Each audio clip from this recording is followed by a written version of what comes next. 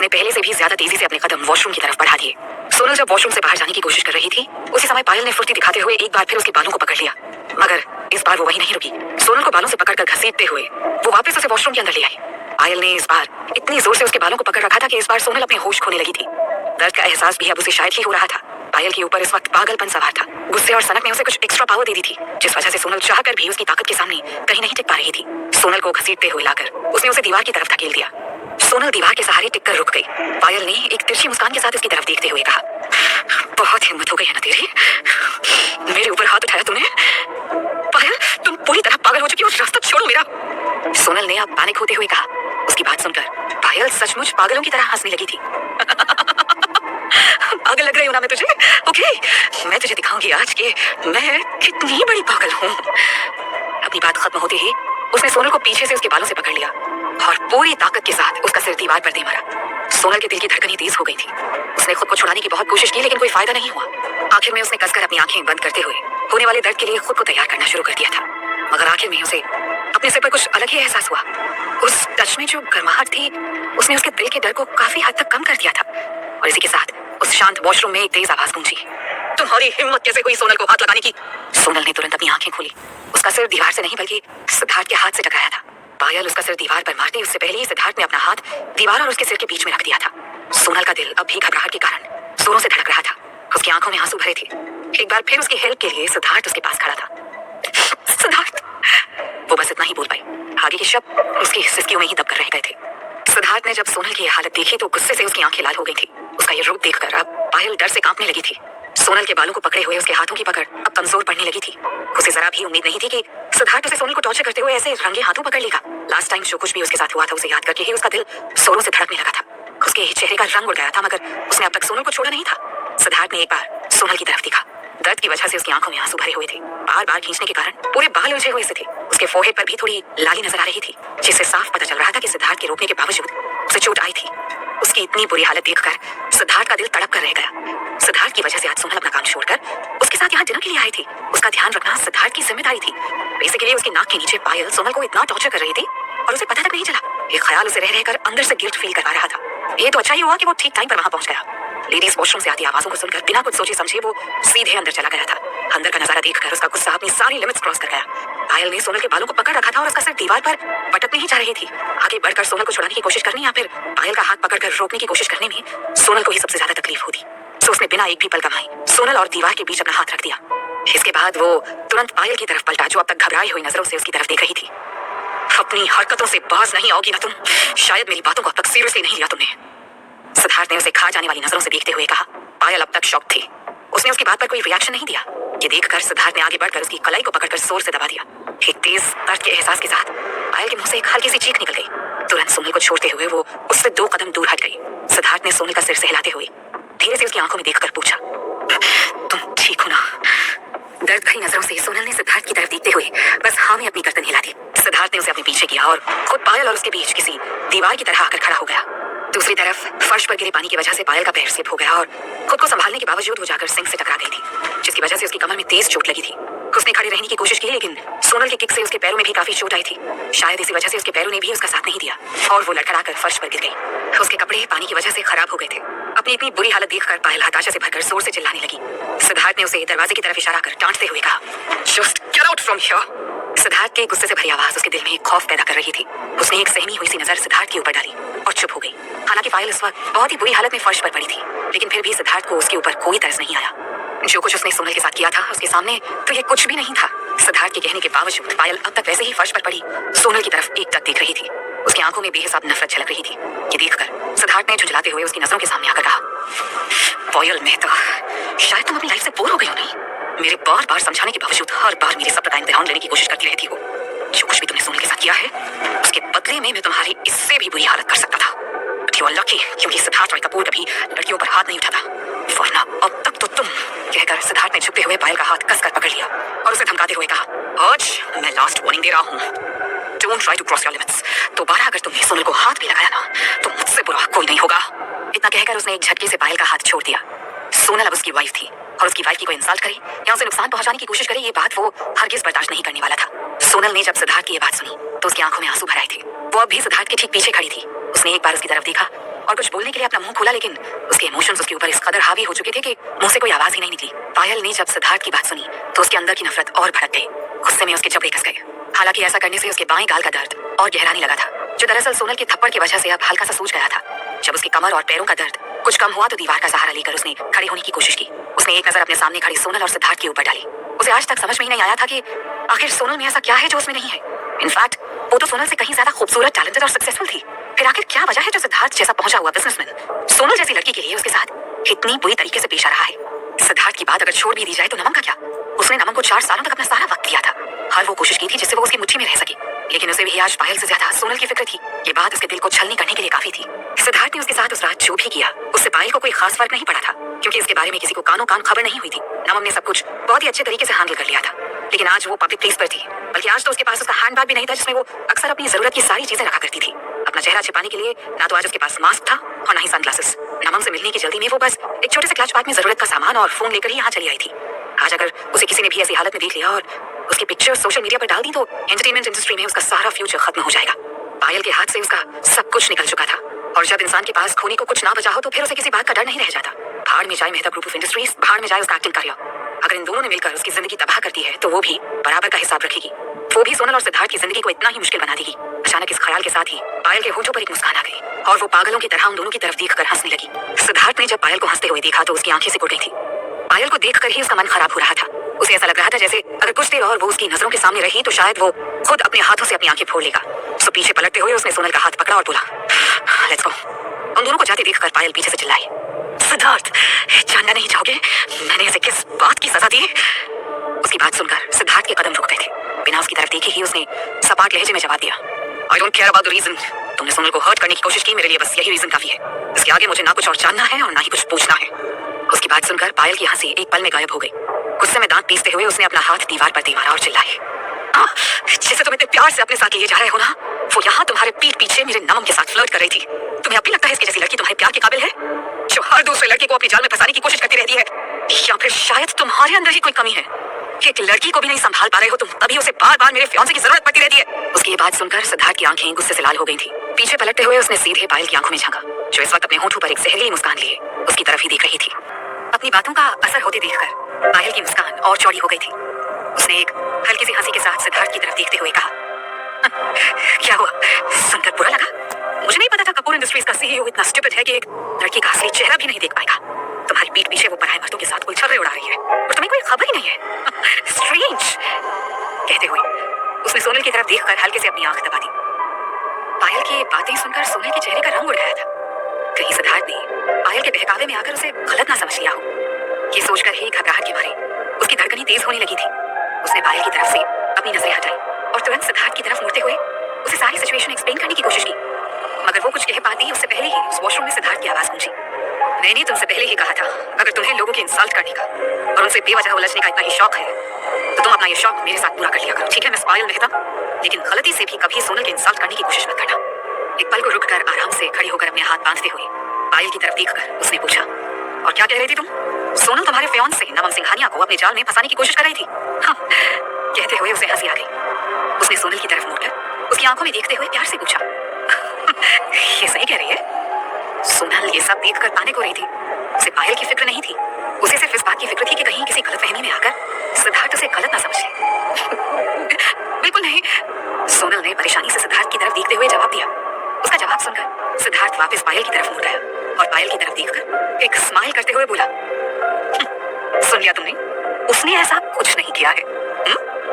सिद्धार्थ की ये बात सुनकर सोनल की आंखों में आंसू आ गए थे। ऐसी किसी भी सिचुएशन में अक्सर लड़कियों को ही गलत समझा जाता है, लेकिन वो इतनी लकी थी कि उसे सिद्धार्थ जैसा लाइफ पार्टनर मिला था जिसने हमेशा हर सिचुएशन में उसी का साथ दिया था, और इस वक्त भी वो यही कर रहा था। सोनल को तो उसके सामने कुछ एक्सप्लेन करने की भी जरूरत नहीं पड़ी थी। आंखों में आंसू लिए वो एक टक प्यार से बस उसकी तरफ ही देखे जा रही थी। घबराहट और दर्द की वजह से उसका चेहरा लाल हो गया था। आंखों में आंसू भरे थे, लेकिन वो उन्हें बाहर आने से रोक रही थी। पायल के सामने वो किसी भी तरह से खुद को कमजोर पड़ने नहीं देना चाहती थी। सो 2-4 बार गहरी सांसें लेते हुए उसने अपने इमोशंस को कंट्रोल करने की कोशिश की। पायल को जरा भी उम्मीद नहीं थी कि सोनल के बारे में ऐसी बातें सुनने के बाद भी सिद्धार्थ उसकी साइड लेगा। उसका जवाब सुनकर वो शॉक्ड रह गई थी। उसे भी अच्छी तरह से पता था कि ऐसी बातें सुनने के बाद किसी भी आदमी की जजमेंट करने की कैपेसिटी खत्म हो जाती है। इसलिए उसने जानबूझकर सिद्धार्थ के सामने ऐसी बातें कही थी ताकि वो सोनल को वहीं छोड़कर चला जाए। लेकिन उसकी उम्मीदों से अलग सिद्धार्थ ने सोनल का साथ दिया था। लेकिन वो अभी भी हार मानने को तैयार नहीं थी। इन कुछ पलों में उसके चेहरे में कई रंग बदले। उसे आज एक बार फिर सोनल की किस्मत पर रश्क हो रहा था। आखिर क्या चीज है ये लड़की? इतनी आसानी से कैसे ये सारे लड़के इसके पीछे पागल होते जा रहे हैं? जबकि उसे सिर्फ एक नमन को ही अपने बस में करने में कितने साल लग गए थे। लेकिन शायद फिर भी वो पूरी तरह से उसे अब तक अपना नहीं बना पाई थी। नमन के दिल में सोनल के लिए जो स्पेशल जगह बनी हुई थी उसे पायल अब तक मिटा नहीं पाई थी। उसने एक बार खा जाने वाली नजरों से सोनल की तरफ देखा और फिर एक जोरदार ठहाका लगाकर हंसती हुई बोली, देखा, तुम्हें भी कितनी बुरी तरह अपने जाल में फंसा रखा है इसने। आखिर ऐसा क्या जादू चलाया है इस चुड़ैल ने तुम पर जो तुम इसकी हर बात बिना सोचे समझे यकीन कर रहे हो? वो झूठ भी तो। पायल की बात पूरी होने से पहले ही सिद्धार्थ ने उसे बीच में रोक दिया। मैं अगर अपनी गर्लफ्रेंड की बातों पर ट्रस्ट नहीं करूंगा तो मैं किस पर करूंगा? तुम्हारी जैसी धोखेबाज पर। Forget it, सिद्धार्थ ने उस पर तंज कसते हुए कहा। सिद्धार्थ ने तो एक बहुत ही सिंपल सी बात कही थी, लेकिन उसका असर ये हुआ कि वहां मौजूद दोनों लड़कियां हैरानी से उसकी तरफ देखने लगी। ऑफ कोर्स सिद्धार्थ को देखते हुए उन दोनों के ही मन में अलग अलग फीलिंग्स थी। सिद्धार्थ की बात सुनकर सोनल के दिल ने जोरों से धड़कना शुरू कर दिया था। सिद्धार्थ को उसके ऊपर कितना भरोसा है ये सोचकर ही उसकी खुशी का कोई ठिकाना नहीं था। उसका दिल हो रहा था इसी वक्त वो उसे कसकर गले से लगा ले। बड़ी मुश्किल से उसने अपनी फीलिंग्स को कंट्रोल किया था। दूसरी तरफ पायल उसकी बात सुनकर खुद को हारा हुआ महसूस कर रही थी। उसे तो अभी अपने कानों पर यकीन नहीं हो रहा था कि उसने वाकई सिद्धार्थ के मुंह से ऐसा कुछ सुना है। आखिर क्यों सिद्धार्थ इस लड़की के ऊपर अपनी आंखें बंद करके भरोसा करता है? ये सवाल अब उसे चुभने लगा था। न चाहते हुए भी अब पायल खुद को सोनल के साथ कंपेयर करने लगी थी। पायल आज यहाँ नमन से मिलने आई थी और उसने आज पायल की हेल्प करने से इनकार कर दिया था। लेकिन पायल को अब उस वजह से ज्यादा तकलीफ नहीं पहुंची थी जितना ये सोचकर हो रही थी कि सोनल सिद्धार्थ के साथ खुश है और सिद्धार्थ उसे इतना ज्यादा प्यार करता है। ये बात वो किसी भी तरह बर्दाश्त नहीं कर पा रही थी। नहीं, ये नहीं हो सकता। सोनल की तरफ पलटते हुए वो गुस्से में भरकर बोली, खुश है ना अब तो? सब पर अपना ऐसा जादू चला रखा है तूने कि सब तुझे सही समझते हैं और मुझे गलत। इतने सालों तक तुझे पालने से तो अच्छा होता कि मॉम डैड ने किसी कुत्ते को पाल लिया होता। एटलीस्ट वो हमारा वफादार तो होता तेरी तरह। मगर पायल की बात अधूरी रह गई। उसकी बातें सुनकर सिद्धार्थ का गुस्सा सातवें आसमान पर पहुंच गया था।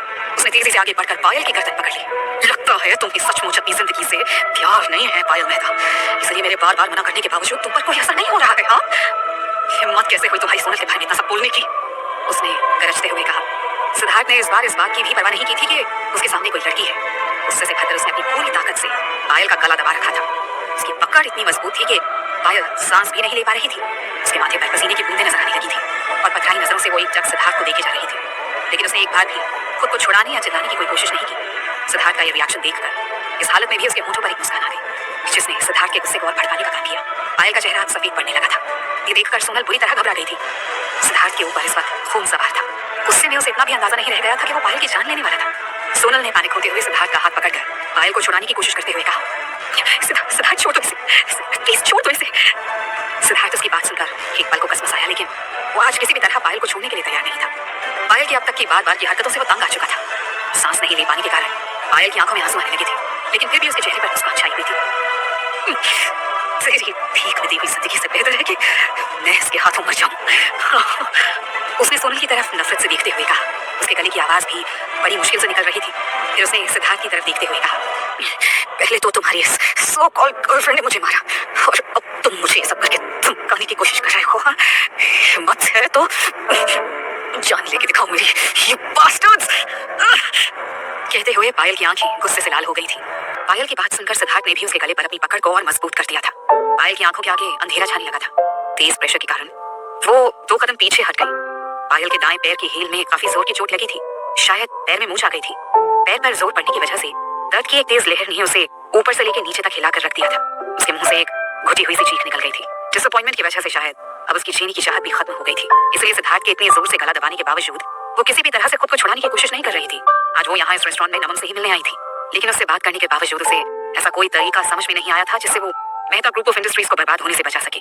नमन ने उसे उसके डैड को जेल होने से बचाने की भी कोई उम्मीद नहीं दी थी। बाद में जब वो वॉशरूम आई तो उसे यहाँ सोनल नजर आ गई और उसे बचाने के लिए उसके पीछे पीछे सिद्धार्थ भी आ गया था।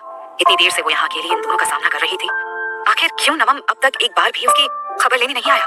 क्यों नहीं हर बार नमन भी आकर उसे ऐसे ही हर मुसीबत से बचा लेता है जैसे सिद्धार्थ हर बार सोनल को बचा लेता है? सोनल पायल की हालत देखकर थोड़ा सैड फील कर रही थी, लेकिन उसने कुछ नहीं कहा। आखिर आज पायल जिस सिचुएशन में थी उसमें उसी की तो गलती थी। अगर आज पायल ने उसके साथ यहाँ ऐसे बिहेव नहीं किया होता और चुपचाप अपने रास्ते चली गई होती तो ये नौबत ही नहीं आती। मगर ये उसकी बुरी किस्मत ही थी कि सिद्धार्थ ने उसे सोनल को टॉर्चर करते हुए देख लिया था और अब वो उसी की सजा भुगत रही थी। आई होप आज यहाँ जो कुछ भी हुआ है उससे तुम्हें थोड़ी अक्ल आई होगी। मैंने तुम्हें पहले भी समझाया था और आज भी समझा रहा हूँ। अगर तुमने सोनल को हर्ट करने की कोशिश की तो उसका सीधा मतलब है कि तुमने मुझे हर्ट करने की कोशिश की है, और जो मुझे हर्ट करने की कोशिश करता है ना उसे मैं आगे कुछ भी करने के लायक नहीं छोड़ता हूँ। इतना कहकर उसने एक झटके से पायल का गला छोड़ दिया। जैसे ही वो पीछे मुड़ा उसे अपने पीछे से पायल की आवाज सुनाई दी। तेरी वजह से ये सब हुआ है ना, आज मैं तुझे जान से मार डालूंगी। सिद्धार्थ ने पीछे मुड़कर देखा। पायल एक बार फिर से सोनल को थप्पड़ मारने की कोशिश कर रही थी, लेकिन वो ऐसा कुछ कर पाती उससे पहले ही उसने सोनल को पकड़कर अपनी तरफ खींच लिया। पायल का ये वार पूरी तरह खाली चला गया था। सिद्धार्थ को अभी उसे वार्निंग दिए हुए 10 सेकंड भी नहीं हुए थे और वो ढीठ की तरह एक बार फिर से सोनल को हर्ट करने की कोशिश कर रही थी। इस बार सिद्धार्थ का भी हाथ उठ गया, लेकिन सही समय पर उसने खुद को रोक लिया। सिद्धार्थ का उठा हुआ हाथ देखकर भी पायल ने एक बार के लिए भी अपनी पलकें नहीं झपकाई। उसने उसके ऊपर तंज कसते हुए कहा, क्या हुआ, रुक क्यों गए? मारो ना मुझे।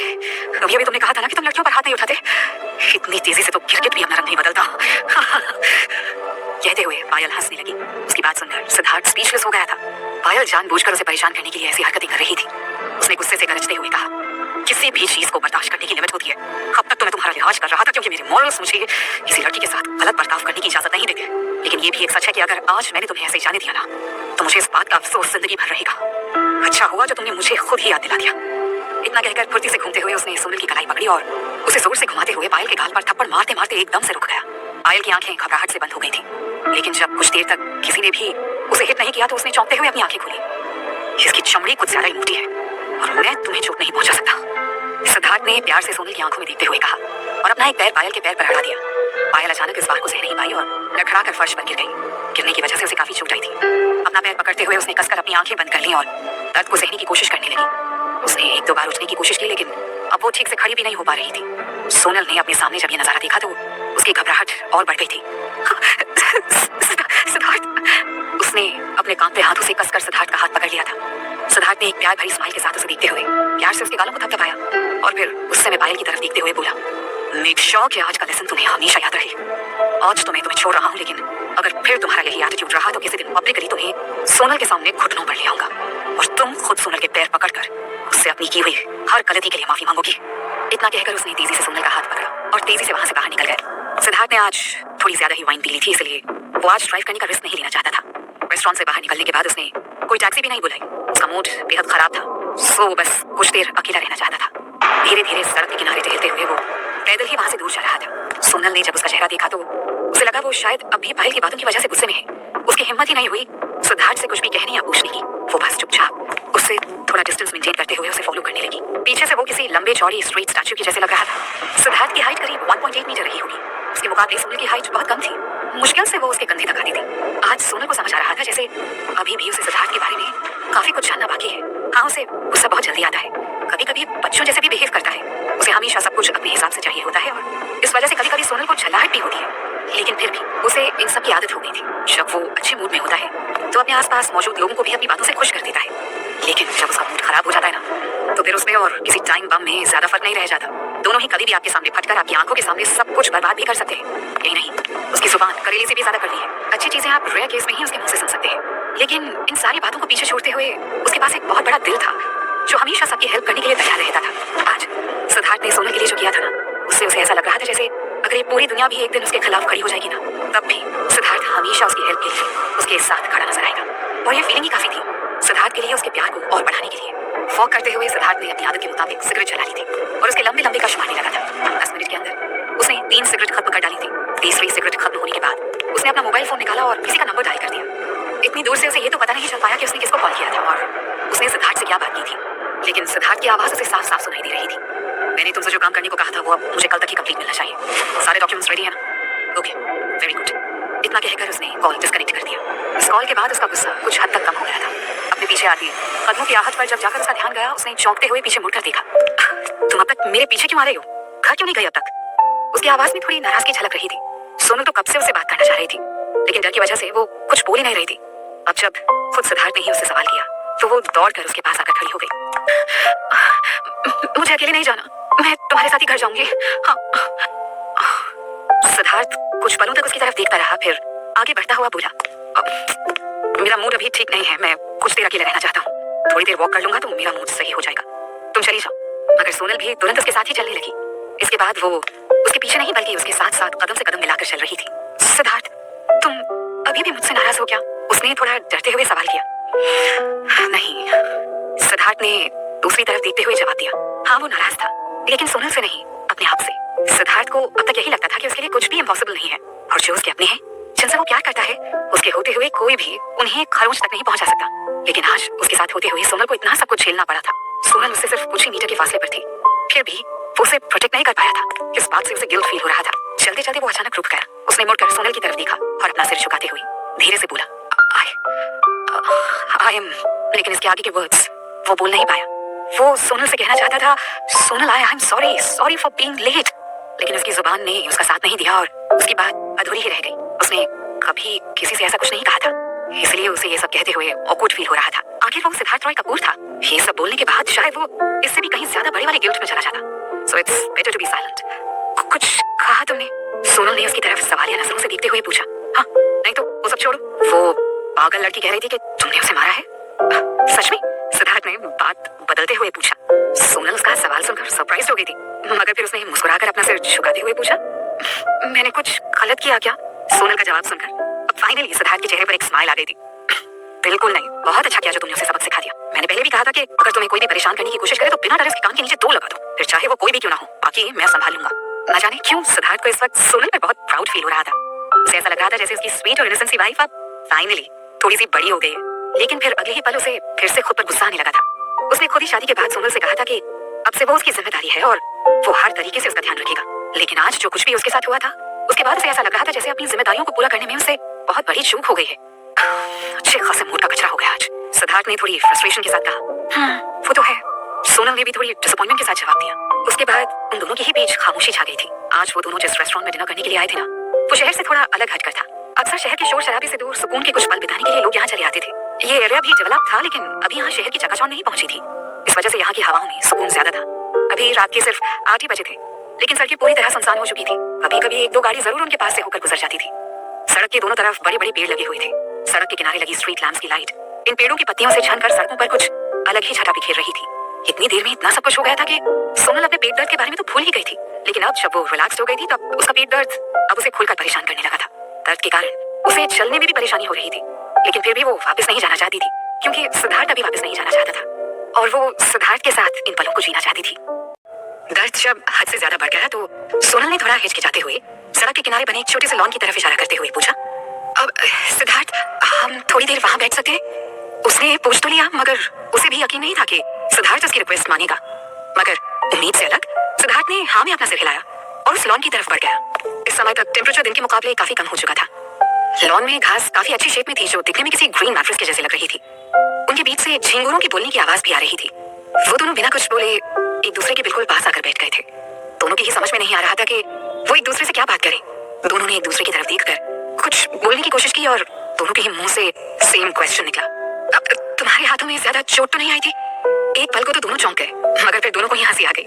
सिद्धार्थ ने उसे सवाल इसलिए किया था क्योंकि उसने पायल को थप्पड़ मारा था, और सोनल ने उसे सवाल इसलिए किया था क्योंकि उसे चोट से बचाने के लिए उसने अपना हाथ दीवार और सोनल के सिर के बीच लगा दिया था। सो ऑब्वियसली चोट तो उसे भी लगी थी। सिद्धार्थ ने तुरंत जवाब देते हुए कहा, मर्द को दर्द नहीं होता। वो अलग बात थी कि उसके हाथ में जोर की चोट भी लगी थी और उसे दर्द भी हो रहा था। उसने एक बार सोनल के फोरहेड की तरफ देखा, वहां चोट का कोई निशान नजर नहीं आ रहा था। ये देखकर उसने राहत की सांस ली। भले ही उसे चोट लग गई हो, लेकिन उसका एफर्ट बेकार नहीं गया था। ये उसके लिए ज्यादा सुकून की बात थी। सोनल को उसकी बात सुनकर हंसी आ गई। दर्द तो उसे भी हो रहा था, लेकिन हाथ में नहीं, पीठ में। धीरे से अपने हाथों से अपने पीठ को दबाते हुए उसने इस दर्द को कम करने की कोशिश की। सिद्धार्थ बैठे बैठे थक गया था, सो वो वही लॉन में ही घास पर लेट गया। उसने अपना एक हाथ अपने सिर के नीचे तकिए की तरह रख लिया और दूसरे हाथ से घास से खेल रहा था, मगर उसके दिल में अभी भी हलचल मची हुई थी। उसने आसमान में चमकते हुए तारों की तरफ देखा और एक गहरी सांस लेते हुए बोला, सोनल अभी भी दर्द को बर्दाश्त करने की कोशिश में लगी हुई थी। सिद्धार्थ के अचानक पुकारने पर उसने बिना उसकी तरफ देखे ही जवाब दिया, आओ। हाँ, उसकी आवाज में छुपे दर्द को सिद्धार्थ ने तुरंत नोटिस कर लिया। चौंकते हुए सिद्धार्थ ने तुरंत उसकी तरफ मुड़कर देखा। क्या हुआ है तुम्हें? ऐसे क्यों बोल रही हो तुम? हाँ? उसने सोनल से सीधा सवाल किया। सोनल उसका सवाल सुनकर सरप्राइज हो गई थी, वो भी इतनी ज्यादा कि उसके मुंह से एक भी वर्ड नहीं निकला। ये देखकर सिद्धार्थ तुरंत उठकर बैठ गया। कुछ पूछा है मैंने तुमसे, जवाब दो मुझे। सिद्धार्थ ने अब थोड़ी सख्ती के साथ पूछा। सिद्धार्थ फिर से वापस गुस्सा ना हो जाए, इस डर से सोनल ने बोलने की कोशिश की, मगर घबराहट और दर्द के कारण वो कुछ भी क्लियर नहीं बोल पा रही थी। वो मुझे ना अभी उसने हकलाते हुए किसी तरह इतना ही बोला था कि इरिटेट होकर सिद्धार्थ ने उसको कंधों से पकड़कर अपनी तरफ घुमा दिया। क्या? मैंने कुछ पूछा है ना? मगर सोनल के पीले पड़ते चेहरे और माथे से आते पसीने को देखकर उसके बाकी के वर्ड्स मुंह में ही रह गए। सोनल क्या हुआ है?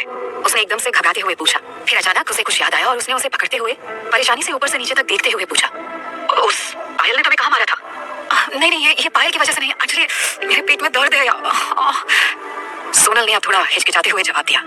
उसकी पहली लाइन सुनकर सिद्धार्थ थोड़ा रिलैक्स्ड हो गया था, मगर उसकी दूसरी लाइन सुनकर उसकी टेंशन पहले से भी ज्यादा बढ़ गई थी। कब से हो रहा है दर्द? उसने इस बार अपनी आवाज में थोड़ी नरमी लाते हुए कहा। सोनल ने कहा, बस डिनर के बाद से ही होना शुरू हो गया था। इसका मतलब जब तुम वहाँ वॉशरूम में पायल के साथ थी तब भी तुम्हें दर्द हो रहा था? सिद्धार्थ ने हैरान होते हुए पूछा। सोनल ने कहा, हाँ। सिद्धार्थ ने आंखें बंद करके एक डीप ब्रेथ लेते हुए अपने गुस्से को कंट्रोल करने की कोशिश की, लेकिन ऐसा हो नहीं पाया। तुम्हारा दिमाग सच में खराब है क्या? तुम्हें पता भी है तुमने अपना कितना टाइम उस पागल लड़की के साथ वेस्ट किया है? उसने सोनल को डांटते हुए कहा। उसे गुस्से में देखकर सोनल से कुछ भी बोला नहीं जा रहा था। सिद्धार्थ ने परेशानी से एक बार अपने बालों में हाथ फेरते हुए कहा, और कुछ नहीं तो एटलीस्ट मुझे बताया तो होता कि तुम्हें दर्द हो रहा है। क्या जरूरत थी तुम्हें यहाँ मेरे साथ इतनी दूर तक चलकर आने की? घर जाकर आराम करना चाहिए था ना तुम्हें। सोनल को इतना डांटने के बाद भी सिद्धार्थ का गुस्सा शांत नहीं हुआ था। वो तो उसे 4-5 बातें और सुनाने के मूड में था ताकि वो आगे से कभी ऐसी हरकतें ना करे। लेकिन जब उसने सोनल के दर्द से भरे चेहरे की तरफ देखा तो इसके आगे और कुछ भी नहीं बोल पाया। उसका पूरा चेहरा पीला पड़ गया था, माथे से पसीने की बूंदें टपक रही थी। अपने हाथ से अपने पेट को दबाते हुए वो बस किसी तरह दर्द को बर्दाश्त करने की कोशिश कर रही थी। बहुत ज्यादा दर्द है क्या? सिद्धार्थ ने परेशान होते हुए पूछा। सोनल उसकी डांट सुनकर इतना घबरा गई थी कि उसने साफ झूठ कह दिया। नहीं, मैं अभी ठीक हूँ। हाँ, ठीक है। और वैसे भी दर्द बर्दाश्त करने लायक था, तभी तो वो इतनी दूर तक सिद्धार्थ के साथ चलकर आई थी, वरना वो बीच रास्ते में ही बेहोश नहीं हो गई होती। इसलिए सोनल को अपने इस जवाब में कोई झूठ नजर नहीं आया। सिद्धार्थ जानता था वो झूठ बोल रही है। उसने तुरंत उठते हुए कहा, तुम यहीं रुको, मैं टैक्सी लेकर आता हूँ। उसने सोनल के जवाब का भी इंतजार नहीं किया और सड़क की दूसरी तरफ जाकर खड़ा हो गया। सड़क पर इक्का दुक्का लोग ही आ जा रहे थे। गाड़ी भी ना के बराबर ही नजर आ रही थी। थोड़ी देर बाद उसे एक टैक्सी आती नजर आई, लेकिन वो पहले से ही फुल थी। करीब 5 मिनट तक दूसरी टैक्सी का इंतजार करने के बाद भी जब कोई और टैक्सी नहीं आई तो सिद्धार्थ ने फ्रस्ट्रेशन में अपने साइड में रखे एक ट्रंक को एक किक मारी और वापस सोनल के पास आ गया। यहाँ से तो कोई टैक्सी भी नहीं मिल रही है। अगर तुम थोड़ी देर और वेट कर सको तो मैं जाकर अपनी कार ले आऊँ। वो दोनों रेस्टोरेंट से काफी दूर आ चुके थे, लेकिन अगर सिद्धार्थ दौड़ता हुआ वापस जाता तो उसे वापस रेस्टोरेंट तक पहुंचने में मुश्किल से 5 मिनट का समय लगता, और फिर वापस ड्राइव करके यहाँ तक आने में बस 1 मिनट। लेकिन तुमने काफी ड्रिंक कर लिया सिद्धार्थ, तुम ड्राइव कर पाओगे? सोनल ने थोड़ी परेशानी के साथ उसकी तरफ देखते हुए पूछा। अब ऐसी सिचुएशन में ये सब सोचने का वक्त नहीं है, तुम बस यहाँ से कहीं मत जाना, मैं अभी वापस आता हूँ, ठीक है? कहते हुए उसने रेस्टोरेंट की तरफ दौड़ लगा दी। सोनल वहीं बैठी हुई पीछे से उसे देखती रही। उसने एक गहरी सांस लेते हुए सिद्धार्थ की तरफ देखा और खुद से ही बोली, बिल्कुल पागल है ये लड़का, इतनी फिक्र करता है लेकिन मुंह से बोल नहीं सकता। सिद्धार्थ दौड़ते हुए अभी मुश्किल से 50 मीटर तक ही गया था, मगर फिर कुछ सोचकर वो रुक गया। सड़क के किनारे जो फुटपाथ बने हुए थे वहाँ इस वक्त काफी अंधेरा नजर आ रहा था। वहाँ लगे पेड़ों की वजह से वहाँ तक ठीक से रोशनी नहीं पहुंच पा रही थी। सड़कें भी पूरी तरह सुनसान थी। क्या ऐसे में सोनल को वहाँ अकेला छोड़ देना सही आइडिया था? अगर वहाँ इस वक्त कोई पियक्कड़ या चोर चक्का टाइप आदमी घूम रहा हो तो? ये ख्याल आते ही वो घबरा गया। तुरंत पीछे मुड़कर उसने वापस सोनल की तरफ दौड़ लगा दी। सोनल ने जब सिद्धार्थ को बिना गाड़ी लिए ही वापस आते हुए देखा तो उसे लगा शायद सिद्धार्थ कुछ भूल गया है, कहीं उसकी गाड़ी की चाबी तो यहाँ नहीं रह गई। अगले ही पल सिद्धार्थ हाँफते हुए उसके पास आकर खड़ा हो गया। सोनल उससे कुछ पूछ पाती उससे पहले ही उसने अपना हाथ उसकी तरफ बढ़ा दिया। अब क्या हुआ, तुम वापस क्यों आ गए? सोनल ने हैरानी से उसकी तरफ देखते हुए पूछा। ये सब पूछने का वक्त नहीं है, चलो मेरे साथ, उसने सोनल की तरफ देखते हुए कहा। सोनल उसके बढ़े हुए हाथ की तरफ देखते हुए पहले तो थोड़ा हिचकिचाई, मगर फिर उसने धीरे से अपना हाथ उसके हाथ में रख दिया। सिद्धार्थ ने उसे एकदम आराम से खींचते हुए उठने में हेल्प की। जब उसे यकीन हो गया कि उसे खड़ी होने में कोई परेशानी नहीं है तब उसने उसका हाथ छोड़ दिया। सिद्धार्थ ने जब सोनल का हाथ पकड़ा था तभी सोनल को ऐसा लगा जैसे उसका आधा दर्द तो यूं ही चला गया है। अपनी उस हाथ की तरफ देखते हुए उसके फेस पर एक स्माइल आ गई थी। उसने सिद्धार्थ की तरफ देखा, लेकिन वो अब तक पीछे मुड़ चुका था। उसे लगा शायद वो उसे भी अपने साथ ही रेस्टोरेंट तक लेकर जाना चाहता है, तो वो भी एक बार फिर से उसके पीछे चलने को तैयार हो गई थी। हालांकि उसे भी पता था कि इतनी दूर तक चलकर जाने में उसकी हालत खराब होने वाली थी, लेकिन फिलहाल इसके अलावा उसके पास दूसरा कोई ऑप्शन भी नहीं था। इसलिए वो बिना कुछ बोले सिद्धार्थ के आगे चलने का इंतजार करने लगी।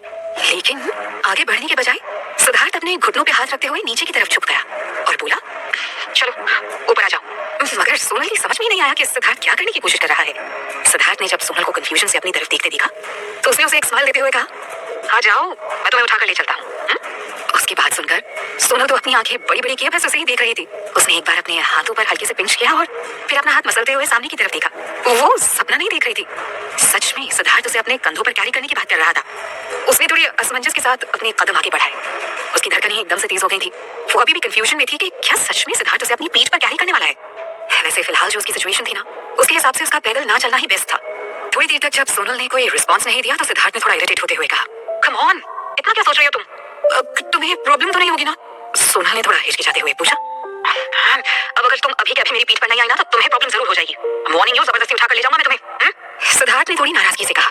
उसका ऑडियो सुनकर सोनल ने आखिरकार अपने कदम आगे बढ़ाए और जैसा सिद्धार्थ ने कहा था वैसा ही करते हुए उसने अपनी बाहें सिद्धार्थ के गले में डालते हुए अपना पूरा वेट सिद्धार्थ के ऊपर डाल दिया।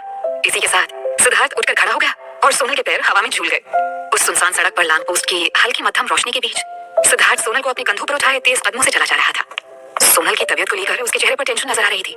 आने जाने वाले जो भी दो चार लोग थे ना, वो उन्हें स्माइल करते हुए मुड़-मुड़ कर देख रहे थे। उन्हें तो वो दोनों किसी क्यूट रोमांटिक कपल के जैसे लग रहे थे। सिद्धार्थ सोनल की हेल्थ को लेकर परेशान था, इसलिए वो जल्दी जल्दी वापस रेस्टोरेंट तक पहुंच जाना चाहता था। सोनल उसकी पीठ पर एकदम कंफर्टेबल फील कर रही थी, इतनी कंफर्टेबल कि उसे अपनी पीठ का दर्द अब कम होता हुआ महसूस हो रहा था। सिद्धार्थ, सोनल ने धीरे से उसे पुकारा। हाँ, क्या हुआ? सिद्धार्थ ने उसी तरह चलते हुए जवाब दिया। सोनल ने कोई जवाब नहीं दिया, बस एक स्माइल के साथ अपनी गर्दन हिला दी। आज बस उसका मन हो रहा था कि वो बार बार सिद्धार्थ का नाम पुकारे। सोनल ने अपनी बाहें उसके गले के पास कसते हुए और अपने चेहरे को उसके कंधों पर टिका दिया। हालांकि ये कोई पहली बार नहीं था जब वो दोनों एक दूसरे के इतने करीब थे। इससे पहले भी सिद्धार्थ ने उसे कई बार हक किया था, लेकिन इस बार वो जिस पोजीशन में थी ना, वहां से वो उसे पहले से ज्यादा बेहतर तरीके से ऑब्जर्व कर सकती थी। सिद्धार्थ के बाल कभी-कभी सोनल के गालों को छू जाते थे और कपड़ों से आती हुई सैंडलवुड वाली परफ्यूम की खुशबू, उससे तो वो बिल्कुल ही तरोताजा फील करने लगी थी। लास्ट टाइम किसने और कब उसे इस तरीके से अपनी पीठ पर उठाया था? सोनल अब यादों की दरिया में गोते लगाने लगी थी। लास्ट टाइम उसे इसी तरह प्यार से अपनी पीठ पर उठाने वाले उसके पापा थे, जो उसे ऐसे ही बड़े प्यार से संभाल कर अपने साथ घुमाने ले जाया करते थे। लेकिन ये सब करीब 10 साल पहले की यादें थी। बाद में नामा उसकी लाइफ में आया, जिसने हमेशा उसकी केयर की और हर जगह उसका साथ दिया था। लेकिन उसने भी कभी सोनल को इस तरह से ट्रीट नहीं किया था जिस तरह सिद्धार्थ किया करता था। सिद्धार्थ के साथ वो हमेशा खुद को सेफ और हर टेंशन से दूर फील करती थी। वो इतनी ज्यादा इमोशनल हो रही थी कि उसका मन रोने को हो रहा था। आज की शाम सिद्धार्थ ने उसे ऐसे बहुत से मोमेंट्स दिए थे जब वो बार बार इमोशनल हुई थी, लेकिन हर बार उसे अपने इमोशंस पर काबू पाते हुए अपने आंसुओं को रोकना पड़ता था। लेकिन अब उससे इन आंसुओं को और रोक पाना मुश्किल हो गया था। वो रोना नहीं चाहती थी, लेकिन इस बार उसके आंसू खोलकर उसकी आंखों से बह निकले थे। सिद्धार्थ उसे रोते हुए ना देख ले, इसलिए उसने तुरंत अपने सिर को पीछे करते हुए अपने आंसुओं को उसकी शर्ट पर गिरने से रोक लिया। अब उसे अपने दिल पर बड़ा बोझ थोड़ा हल्का होता हुआ सा लग रहा था। सिद्धार्थ, मैं ज्यादा भारी हूँ क्या? उसने वापस अपना सिर उसके कंधे पर रखते हुए पूछा। भारी तो बहुत हो तुम, आज तो मेरी कमर ही टूट जाएगी। सिद्धार्थ ने उसका मजाक उड़ाते हुए कहा, लेकिन सोनल को उस पर जरा भी गुस्सा नहीं आया, बल्कि उसने उसे एक स्माइल देते हुए कहा, थैंक यू सिद्धार्थ। अगर आज वो सही वक्त पर वॉशरूम में नहीं पहुंचा होता ना, तो पायल ने तो पक्का ही उसका हुलिया बिगाड़ दिया होता। उसकी बात सुनकर सिद्धार्थ ने भी मुस्कुराते हुए जवाब दिया, मेंशन नॉट। वैसे अब मुझे ज्यादा दर्द नहीं हो रहा है, सो आई थिंक अब तुम्हें मुझे नीचे उतार देना चाहिए, मैं चल सकती हूँ। सोनल ने रिक्वेस्ट करते हुए कहा, ये तो बहुत अच्छी बात है। सिद्धार्थ ने शॉर्ट सा आंसर दिया, लेकिन रुकने या सोनल को अपनी पीठ पर से नीचे उतारने की कोई कोशिश नहीं की। अच्छा सिद्धार्थ, तुम जो ये सबको एकदम मुंह तोड़ वाला जवाब देते हो ना, ये मुझे भी सीखना है। तुम सिखाओगे ना मुझे? नेक्स्ट टाइम ना मैं खुद ही सबका मुंह तोड़ दिया करूंगी, तुम्हें परेशान होने की कोई जरूरत नहीं पड़ेगी। सोनल ने थोड़े मजाकिया लहजे में कहा। ये सुनकर सिद्धार्थ को भी हंसी आ गई। Okay, I will train you. वैसे तुम्हें क्या लगता है, मैं कोई ट्रबल मेकर हूँ? हाँ? सिद्धार्थ उसकी इस बात का कोई जवाब दे पाता उससे पहले ही सोनल ने आगे से कहा, देखो ना, कुछ भी तो नहीं आता मुझे, हर बार तुम्हें ही आना पड़ता है मेरी हेल्प के लिए। सच कहूं तो ये सब देखकर ना कभी-कभी मुझे नफरत होने लगती है खुद से, लेकिन मैं क्या करूं सिद्धार्थ, मैं ऐसी ही हूँ। मैं तो किसी से ऊंची आवाज में बात भी नहीं कर पाती हूँ। कभी-कभी तो मुझे लगता है कि अगर मेरी जिंदगी में तुम नहीं आए होते ना, तो मेरा क्या होता। सोनल की आवाज में उदासी को महसूस करके सिद्धार्थ ने एक हल्की सी हंसी के साथ कहा, वैसे तुमने काफी प्रोग्रेस की है, देखा था मैंने। पायल के गालों पर तुम्हारे फिंगरप्रिंट्स छप गए थे। कोई भी इंसान एक ही दिन में खुद को कंप्लीटली तो चेंज नहीं कर सकता ना, so it's okay. Thank you Siddharth, कहते हुए सोनल के फेस पर वापस से एक स्माइल आ गई थी। No need to say thanks, after all you are my. कहते कहते सिद्धार्थ रुक गया। वो कहना चाहता था कि अपनी वाइफ के लिए ये सब करना उसका फर्ज है, लेकिन ये बात अपनी जुबान पर लाते हुए ना उसे थोड़ी हिचक हो रही थी, कहीं सोनल इसका कुछ गलत मतलब ना निकाल ले। उसने अपना गला साफ करते हुए कहा, I mean, आखिर तुम मिसेस सोनल सिद्धार्थ रॉय कपूर हो, और जिसके साथ मेरा नाम जुड़ गया है, तो उसे परेशान करने वालों को मैं इतनी आसानी से कैसे छोड़ सकता हूँ? सोनल ने उसकी बात पर कोई रिएक्शन नहीं दिया, तो उसे लगा शायद उसे अपनी बात को और भी ज्यादा एक्सप्लेन करने की जरूरत है। सोनल, हमारी शादी किन हालातों में हुई थी तुम्हें तो पता ही है, लेकिन इस रिश्ते से भी ऊपर हमारा एक रिश्ता है। मैं दिल से तुम्हें अपनी फ्रेंड मानता हूँ, और जब एक फ्रेंड मुसीबत में होता है ना, तो दूसरे फ्रेंड का फर्ज है कि वो उसकी हेल्प करे। उसकी की ये बात सुनकर सोनल के फेस पर से स्माइल गायब हो गई थी। सिद्धार्थ ने अब तक उसके लिए जो कुछ भी किया था, उसके बाद कब उसके दिल में उसके लिए एक स्पेशल कॉर्नर बनने लगा था ना, उसे भी पता नहीं चला था। आज पायल के सामने सिद्धार्थ ने जो कुछ भी किया था, उसके बाद कहीं ना कहीं उसे भी लगने लगा था कि शायद सिद्धार्थ के मन में भी उसके लिए कुछ है। लेकिन उसके इस गुड फ्रेंड्स वाली एक्सप्लेनेशन ने एक पल में ही उसकी सारी उम्मीदों पर पानी फेर दिया था। उसने उसका रिश्ता नमन के साथ तय किया था ना, तब वो बहुत छोटी थी। प्यार क्या होता है इसका तो उसे एहसास भी नहीं था। बाद में उसके पेरेंट्स की डेथ के बाद उसके अंकल की फैमिली से ज्यादा उसे नमन ने सपोर्ट किया था। नमन जिस तरीके से उसका ख्याल रखता था, वो उसकी रिस्पेक्ट करती थी। उसकी हमेशा यही कोशिश रहती थी कि वो नमन को खुश रख सके और उसकी किसी भी बात से नमन को किसी तरह की परेशानी ना हो। उसका और नमन का ये रिश्ता कई सालों तक चला। धीरे धीरे सोनल बड़ी हो गई। इतने सालों में नमन उसकी आदतों और उसकी जिंदगी में इस कदर समा गया था कि वो उससे अलग हटकर कुछ सोच ही नहीं पाती थी। पढ़ाई और नमन, इसके अलावा सोनल की दुनिया में शायद ही कुछ और था। सोनल ने अपने सारे सपने, सारा फ्यूचर बस नमन को लेकर ही सोच रखा था। लेकिन क्या ये प्यार था? इस सवाल का जवाब सोनल के पास तब भी नहीं था। लेकिन जब वो सिद्धार्थ से मिली तो उसे अपनी दुनिया बदली बदली सी लगने लगी थी। कई बार उसकी बातें और उसके एक्शंस सोनल के दिल की गहराइयों को छू जाते थे। और तो और जब कभी वो सिद्धार्थ के करीब होती थी ना, जाने क्यों उसका दिल जोरों से धड़कने लगता था। सोनल ने कभी किसी से प्यार नहीं किया था, इसलिए इस एहसास को समझने में उसे काफी वक्त लग गया था। वो ये नहीं जानती थी कि उसे सिद्धार्थ से लैला मजनू, हीर रांझा या फिर रोमियो जूलियट जैसा सच्चा प्यार हुआ है या नहीं। लेकिन इस बात को लेकर वो पूरी तरह से श्योर थी कि वो सिद्धार्थ को पसंद करती थी, और वो भी थोड़ा सा नहीं, बहुत बहुत ज्यादा। लेकिन उसे पसंद करने से क्या होता है, वो कहीं से भी सिद्धार्थ की पर्सनालिटी से मैच नहीं करती थी। इस बात को वो भी बहुत अच्छी तरह से जानती थी। सिद्धार्थ के लिए उसका ये अट्रैक्शन भी बस एक तरफा ही रह जाने वाला था। लेकिन इस सच्चाई को जानते हुए भी न जाने क्यों सिद्धार्थ की बात से उसके दिल में एक दर्द सा उठा था। सिर्फ दोस्त, तो क्या सिद्धार्थ के मन में मेरे लिए कभी कोई फीलिंग्स आई नहीं? इतनी सी भी नहीं? वैसे ठीक तो है, वो सिद्धार्थ रॉय कपूर है, इतना सक्सेसफुल, टैलेंटेड और हैंडसम, ही सो परफेक्ट। तो फिर मेरे जैसे किसी झल्ली लड़की को क्यों पसंद करने लगा? ये सब सोचते हुए सोनल उदास हो गई थी। दूसरी तरफ सोनल से ये सब कुछ कहने के बाद सिद्धार्थ को लग रहा था जैसे इतनी देर तक उसके दिल और दिमाग के बीच जो जंग जारी थी ना, वो अचानक से थम गई है। अब वो थोड़ा रिलैक्स्ड फील कर रहा था। सोनल को चुप देखकर उसने पूछा, अब तो कोई कंफ्यूजन नहीं है ना तुम्हें? अपने टूटे दिल के टुकड़ों को समेटते हुए सोनल ने धीरे से कहा, अब नहीं। मगर फिर उसे ऐसा लगा कि कहीं सिद्धार्थ उसकी आवाज में बसी सैडनेस को फील कर कहीं उससे कुछ पूछने न लग जाए। सो वो तुरंत जोर जोर से हंसने लगी। बहुत बहुत अच्छे ख्याल है तुम्हारे। तुमने तो मेरे मुंह की बात छीन ली। वैसे मैं भी तो तुम्हें अपना बेस्ट फ्रेंड ही समझती हूँ, और एक बेस्ट फ्रेंड दूसरे की हेल्प नहीं करेगा तो और कौन करेगा, है ना? You are right. मगर सोनल की हंसी और उसकी बातों को सुनकर सिद्धार्थ को बिल्कुल भी अच्छा नहीं लगा। अभी थोड़ी देर पहले जो उसने खुद सोनल के लिए कहा था, वही सोनल के मुंह से सुनकर उसे डिसअपॉइंटमेंट हो रही थी। चलते चलते वो अचानक रुक गया था। क्या सच में तुम्हें भी ऐसा ही लगता है? उसने थोड़ा परेशान होते हुए पूछा। ऑफ कोर्स, और क्या लगेगा मुझे? सोनल ने जानबूझकर एक जबरदस्ती की हंसी हंसते हुए कहा। वैसे भी उसे कुछ समझ में नहीं आ रहा था कि वो सिद्धार्थ से क्या कहे। अब वो ये तो नहीं कह सकती थी ना कि वो सिद्धार्थ की फ्रेंड बनकर नहीं रहना चाहती है, और ना ही ये कह सकती थी कि वो उसे पसंद करती है, एक दोस्त से भी कहीं ज्यादा। सिद्धार्थ का चाहे जो भी रिएक्शन हो, लेकिन वो खुद कभी फिर उसका सामना नहीं कर पाएगी। और एक ही घर में एक ही छत के नीचे रहते हुए उन दोनों के लिए ही बहुत एम्बैरेसिंग होगा, नहीं? और फिर ये भी तो हो सकता है ना कि सिद्धार्थ की तरफ अपनी अट्रैक्शन के बारे में खुलकर बोलने के बाद शायद सिद्धार्थ उसे अपनी दोस्त मानना भी बंद कर दे और उससे दूर हो जाए। एटलीस्ट इस गुड फ्रेंडशिप वाले रिलेशनशिप में वो सिद्धार्थ के साथ तो थी। लेकिन सोनल का जवाब और उसकी हंसी दोनों ही सिद्धार्थ को बुरी तरह चुभ रही थी। आखिर वो भी तो यही चाहता था। तो फिर अब सोनल का जवाब सुनकर उसे बुरा क्यों लग रहा था? अब एक बार फिर उसके दिल और दिमाग के बीच जंग शुरू हो चुकी थी, जो पिछली बार से भी कहीं ज्यादा सीरियस मोड पर थी। इसके बाद बाकी का बचा हुआ रास्ता उन दोनों ने बेहद खामोशी के साथ पार किया। सिद्धार्थ उसे अपनी पीठ पर उठाए काफी तेज कदमों से रेस्टोरेंट की तरफ बढ़ रहा था। मुश्किल से 5 मिनट का रास्ता बचा था, लेकिन सोनल को ये 5 मिनट भी 5 साल जैसे लग रहे थे। सिद्धार्थ ने जब उसे रेस्टोरेंट की पार्किंग में ले जाकर अपनी पीठ से नीचे उतारा ना, तब जाकर उसने राहत की सांस ली। वो बस जल्दी से जल्दी घर पहुंचकर अपने रूम में बंद हो जाना चाहती थी, ताकि उसे और देर सिद्धार्थ का सामना ना करना पड़े।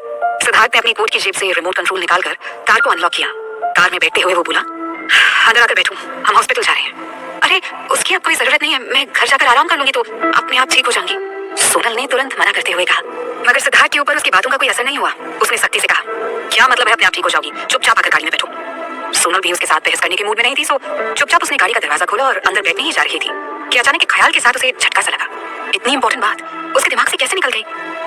ये सोचकर ही अब वो पैनिक होने लगी थी। सोनल ने घबराते हुए सिद्धार्थ की तरफ देखा, जिसने अब तक अपनी सीट बेल्ट भी लगा ली थी। सोनल को अब तक बाहर ही खड़े देखकर उसने हैरानी से कहा, अब तक बाहर क्यों खड़ी हो तुम? चलो जल्दी से अंदर आकर बैठो। सोनल के मुंह से कोई जवाब ही नहीं निकल रहा था। उसका दिल हो रहा था कि इसी वक्त यहाँ से कहीं दूर भाग जाए और फिर कभी सिद्धार्थ के सामने वापस ना आए। सोनल, इससे पहले कि प्रॉब्लम और बढ़ जाए, जल्दी से अंदर आकर बैठो, सिद्धार्थ ने अपनी पास वाली सीट की तरफ इशारा करते हुए कहा। नहीं, हॉस्पिटल जाने की कोई जरूरत नहीं है, सोनल ने बड़ी ही मुश्किल से जवाब दिया। उसकी बात सुनकर सिद्धार्थ को ऐसा लगा शायद वो इंजेक्शन और दवाओं से घबरा कर ऐसा कर रही है। सिद्धार्थ ने कहा, सोनल, मैं तुम्हें सेवा चेकअप के लिए लेकर जा रहा हूँ। Any problem? सोनल ने कहा नो। Then hurry up. उसने गाड़ी स्टार्ट करते हुए कहा। सोनल ने जब रियलाइज किया कि सिद्धार्थ ऐसे उसकी कोई बात नहीं मानने वाला है तो आखिर उसने कसकर अपनी आंखें बंद कर एक गहरी सांस लेते हुए धीरे से बोली, अब Siddharth, I think I'm on my period, so there is no need to go to the hospital. Yeah. Siddharth इस वक्त सामने की तरफ इतना फोकस था कि उसे सोनल की कही बात भी समझ में नहीं आई। सोनल, ये सब डिस्कशन हम बाद में कर लेंगे, अभी तुम। लेकिन फिर जब उसे समझ में आया कि सोनल क्या कह रही है तो उसकी बात अधूरी ही रह गई। उसने एक बार सोनल की तरफ देखा जो कि सिर झुकाए चुपचाप उसके सामने खड़ी थी। सिद्धार्थ ने भी कुछ बोलने के लिए अपना मुंह खोला, लेकिन उसकी भी समझ में नहीं आ रहा था कि ऐसी सिचुएशन में उसे क्या बोलना चाहिए। थोड़ी देर के बाद उसने संभलते हुए पूछा, तो तुम्हारे पेट में इस वजह से दर्द हो रहा है? सोनल ने बस चुपचाप हाँ में अपना सर हिला दिया। सिद्धार्थ की तरफ तो देखने की भी उसकी हिम्मत नहीं हो रही थी। उसे खुद भी उम्मीद नहीं थी कि उसके पीरियड्स इतनी जल्दी आ जाएंगे। पिछले कुछ दिनों से वो बहुत ज्यादा काम कर रही थी और फिर आज जो कुछ भी हुआ था ना, उसके बाद ये उसी का असर था कि उसकी बॉडी ने उसे कुछ ज्यादा ही बड़ा सरप्राइज दे दिया था। अभी अभी सिद्धार्थ ने उसे अपनी फ्रेंड लिस्ट में जगह दी थी और उसकी मुश्किल से 5 मिनट के बाद वो उसके सामने ऐसी सिचुएशन में खड़ी थी। क्या अभी उनकी ये नई वाली फ्रेंडशिप अपनी जगह पर खड़ी रह पाएगी? जब काफी देर तक सिद्धार्थ ने कुछ भी नहीं कहा तो सोनल ने हिम्मत करके उसकी तरफ देखा। तुम चले जाओ, मैं आ जाऊंगी। सिद्धार्थ को और कोई तरीका समझ नहीं आया तो उसने ऐसे प्रिटेंड किया जैसे कुछ हुआ ही नहीं है। उसने सोनल की तरफ देखते हुए पूछा, मैं अकेला चला जाऊंगा और तुम इतनी रात को अकेले किस तरह से वापस घर आने वाली हो? मैं अपनी फ्रेंड से हेल्प ले लूंगी। मैं बस उसे ही कॉल करने वाली थी, वो थोड़ी देर में यहाँ आ जाएगी, तो तुम जाओ। आलिया से हेल्प लेने के अलावा सोनल को और कोई दूसरा ऑप्शन भी नजर नहीं आ रहा था। उसे जरा भी उम्मीद नहीं थी कि उसके पीरियड्स ऐसे बेवक्त आ जाएंगे। उस पर से आज ही उसे व्हाइट स्कर्ट भी पहननी थी। हमेशा वो इतनी ऑकवर्ड सिचुएशंस में तभी क्यों फंस जाती है जब सिद्धार्थ उसके साथ होता है। सिद्धार्थ ने अपना सिर पकड़ते हुए एक बार उसकी तरफ देखा और फिर उसे डांटते हुए बोला, तो फिर वेट किसका कर रही हो? जो करना है जल्दी करो, मैं यहीं पर तुम्हारा इंतजार कर रहा हूँ। दरअसल वो अपने गुस्से के पीछे अपनी एम्बैरेसमेंट छिपाने की कोशिश कर रहा था। सोनल ने हड़बड़ी में कार का दरवाजा वापस लॉक करते हुए कहा, मैं अब कहीं नहीं जा पाऊंगी, इसलिए मेरा वेट करने की बजाय तुम वापस चले जाओ। इतना कहकर सोनल तेजी से कार के अपोजिट डायरेक्शन में जाने लगी। वो बस किसी भी तरह सिद्धार्थ की नजरों से दूर चली जाना चाहती थी। उसके जाते ही सिद्धार्थ ने परेशानी से अपना सिर स्टीयरिंग पर टिका दिया। फिर उसने अपनी नजरें उठाकर रियरव्यू मिरर में देखा। सोनल उसे पीछे से जाती हुई नजर आ रही थी। इसके साथ ही उसे और भी कुछ दिखा जिसे देखकर वो एकदम से शॉक हो गया। अब उसकी समझ में आया सोनल ने ऐसा क्यों कहा था कि वो अब कहीं नहीं जा पाएगी। सिद्धार्थ अब तक इतना फ्रस्ट्रेट हो चुका था कि उसका मन हो रहा था कि खुद ही अपने बाल नोच ले। तुरंत गाड़ी से बाहर निकलकर वो सोनल की तरफ दौड़ा। सोनल रुको! सोनल को जब एहसास हुआ कि सिद्धार्थ उसके पीछे ही आ रहा है तो घबराहट में उसने अपनी चाल और तेज कर दी। मन ही मन वो अपनी किस्मत को कोस रही थी।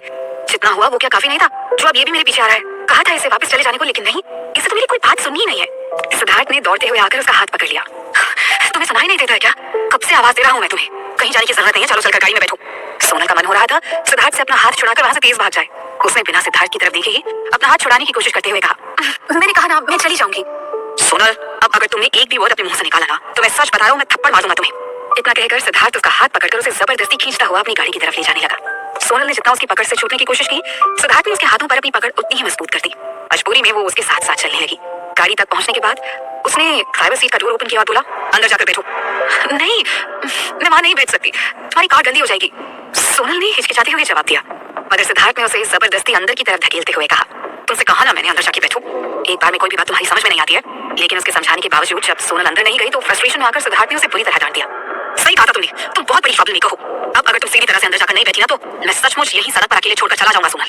सोनल को भी समझ आ गया था कि सिद्धार्थ ऐसे नहीं मानने वाला है। सो आखिरकार वो चुपचाप अंदर जाकर बैठ गई। ये देखकर सिद्धार्थ ने राहत की सांस ली। उसने गाड़ी का डोर क्लोज करते हुए कहा, तुम यहीं बैठो, मैं तुम्हारे लिए सैनिटरी पैड्स लेकर आता हूँ।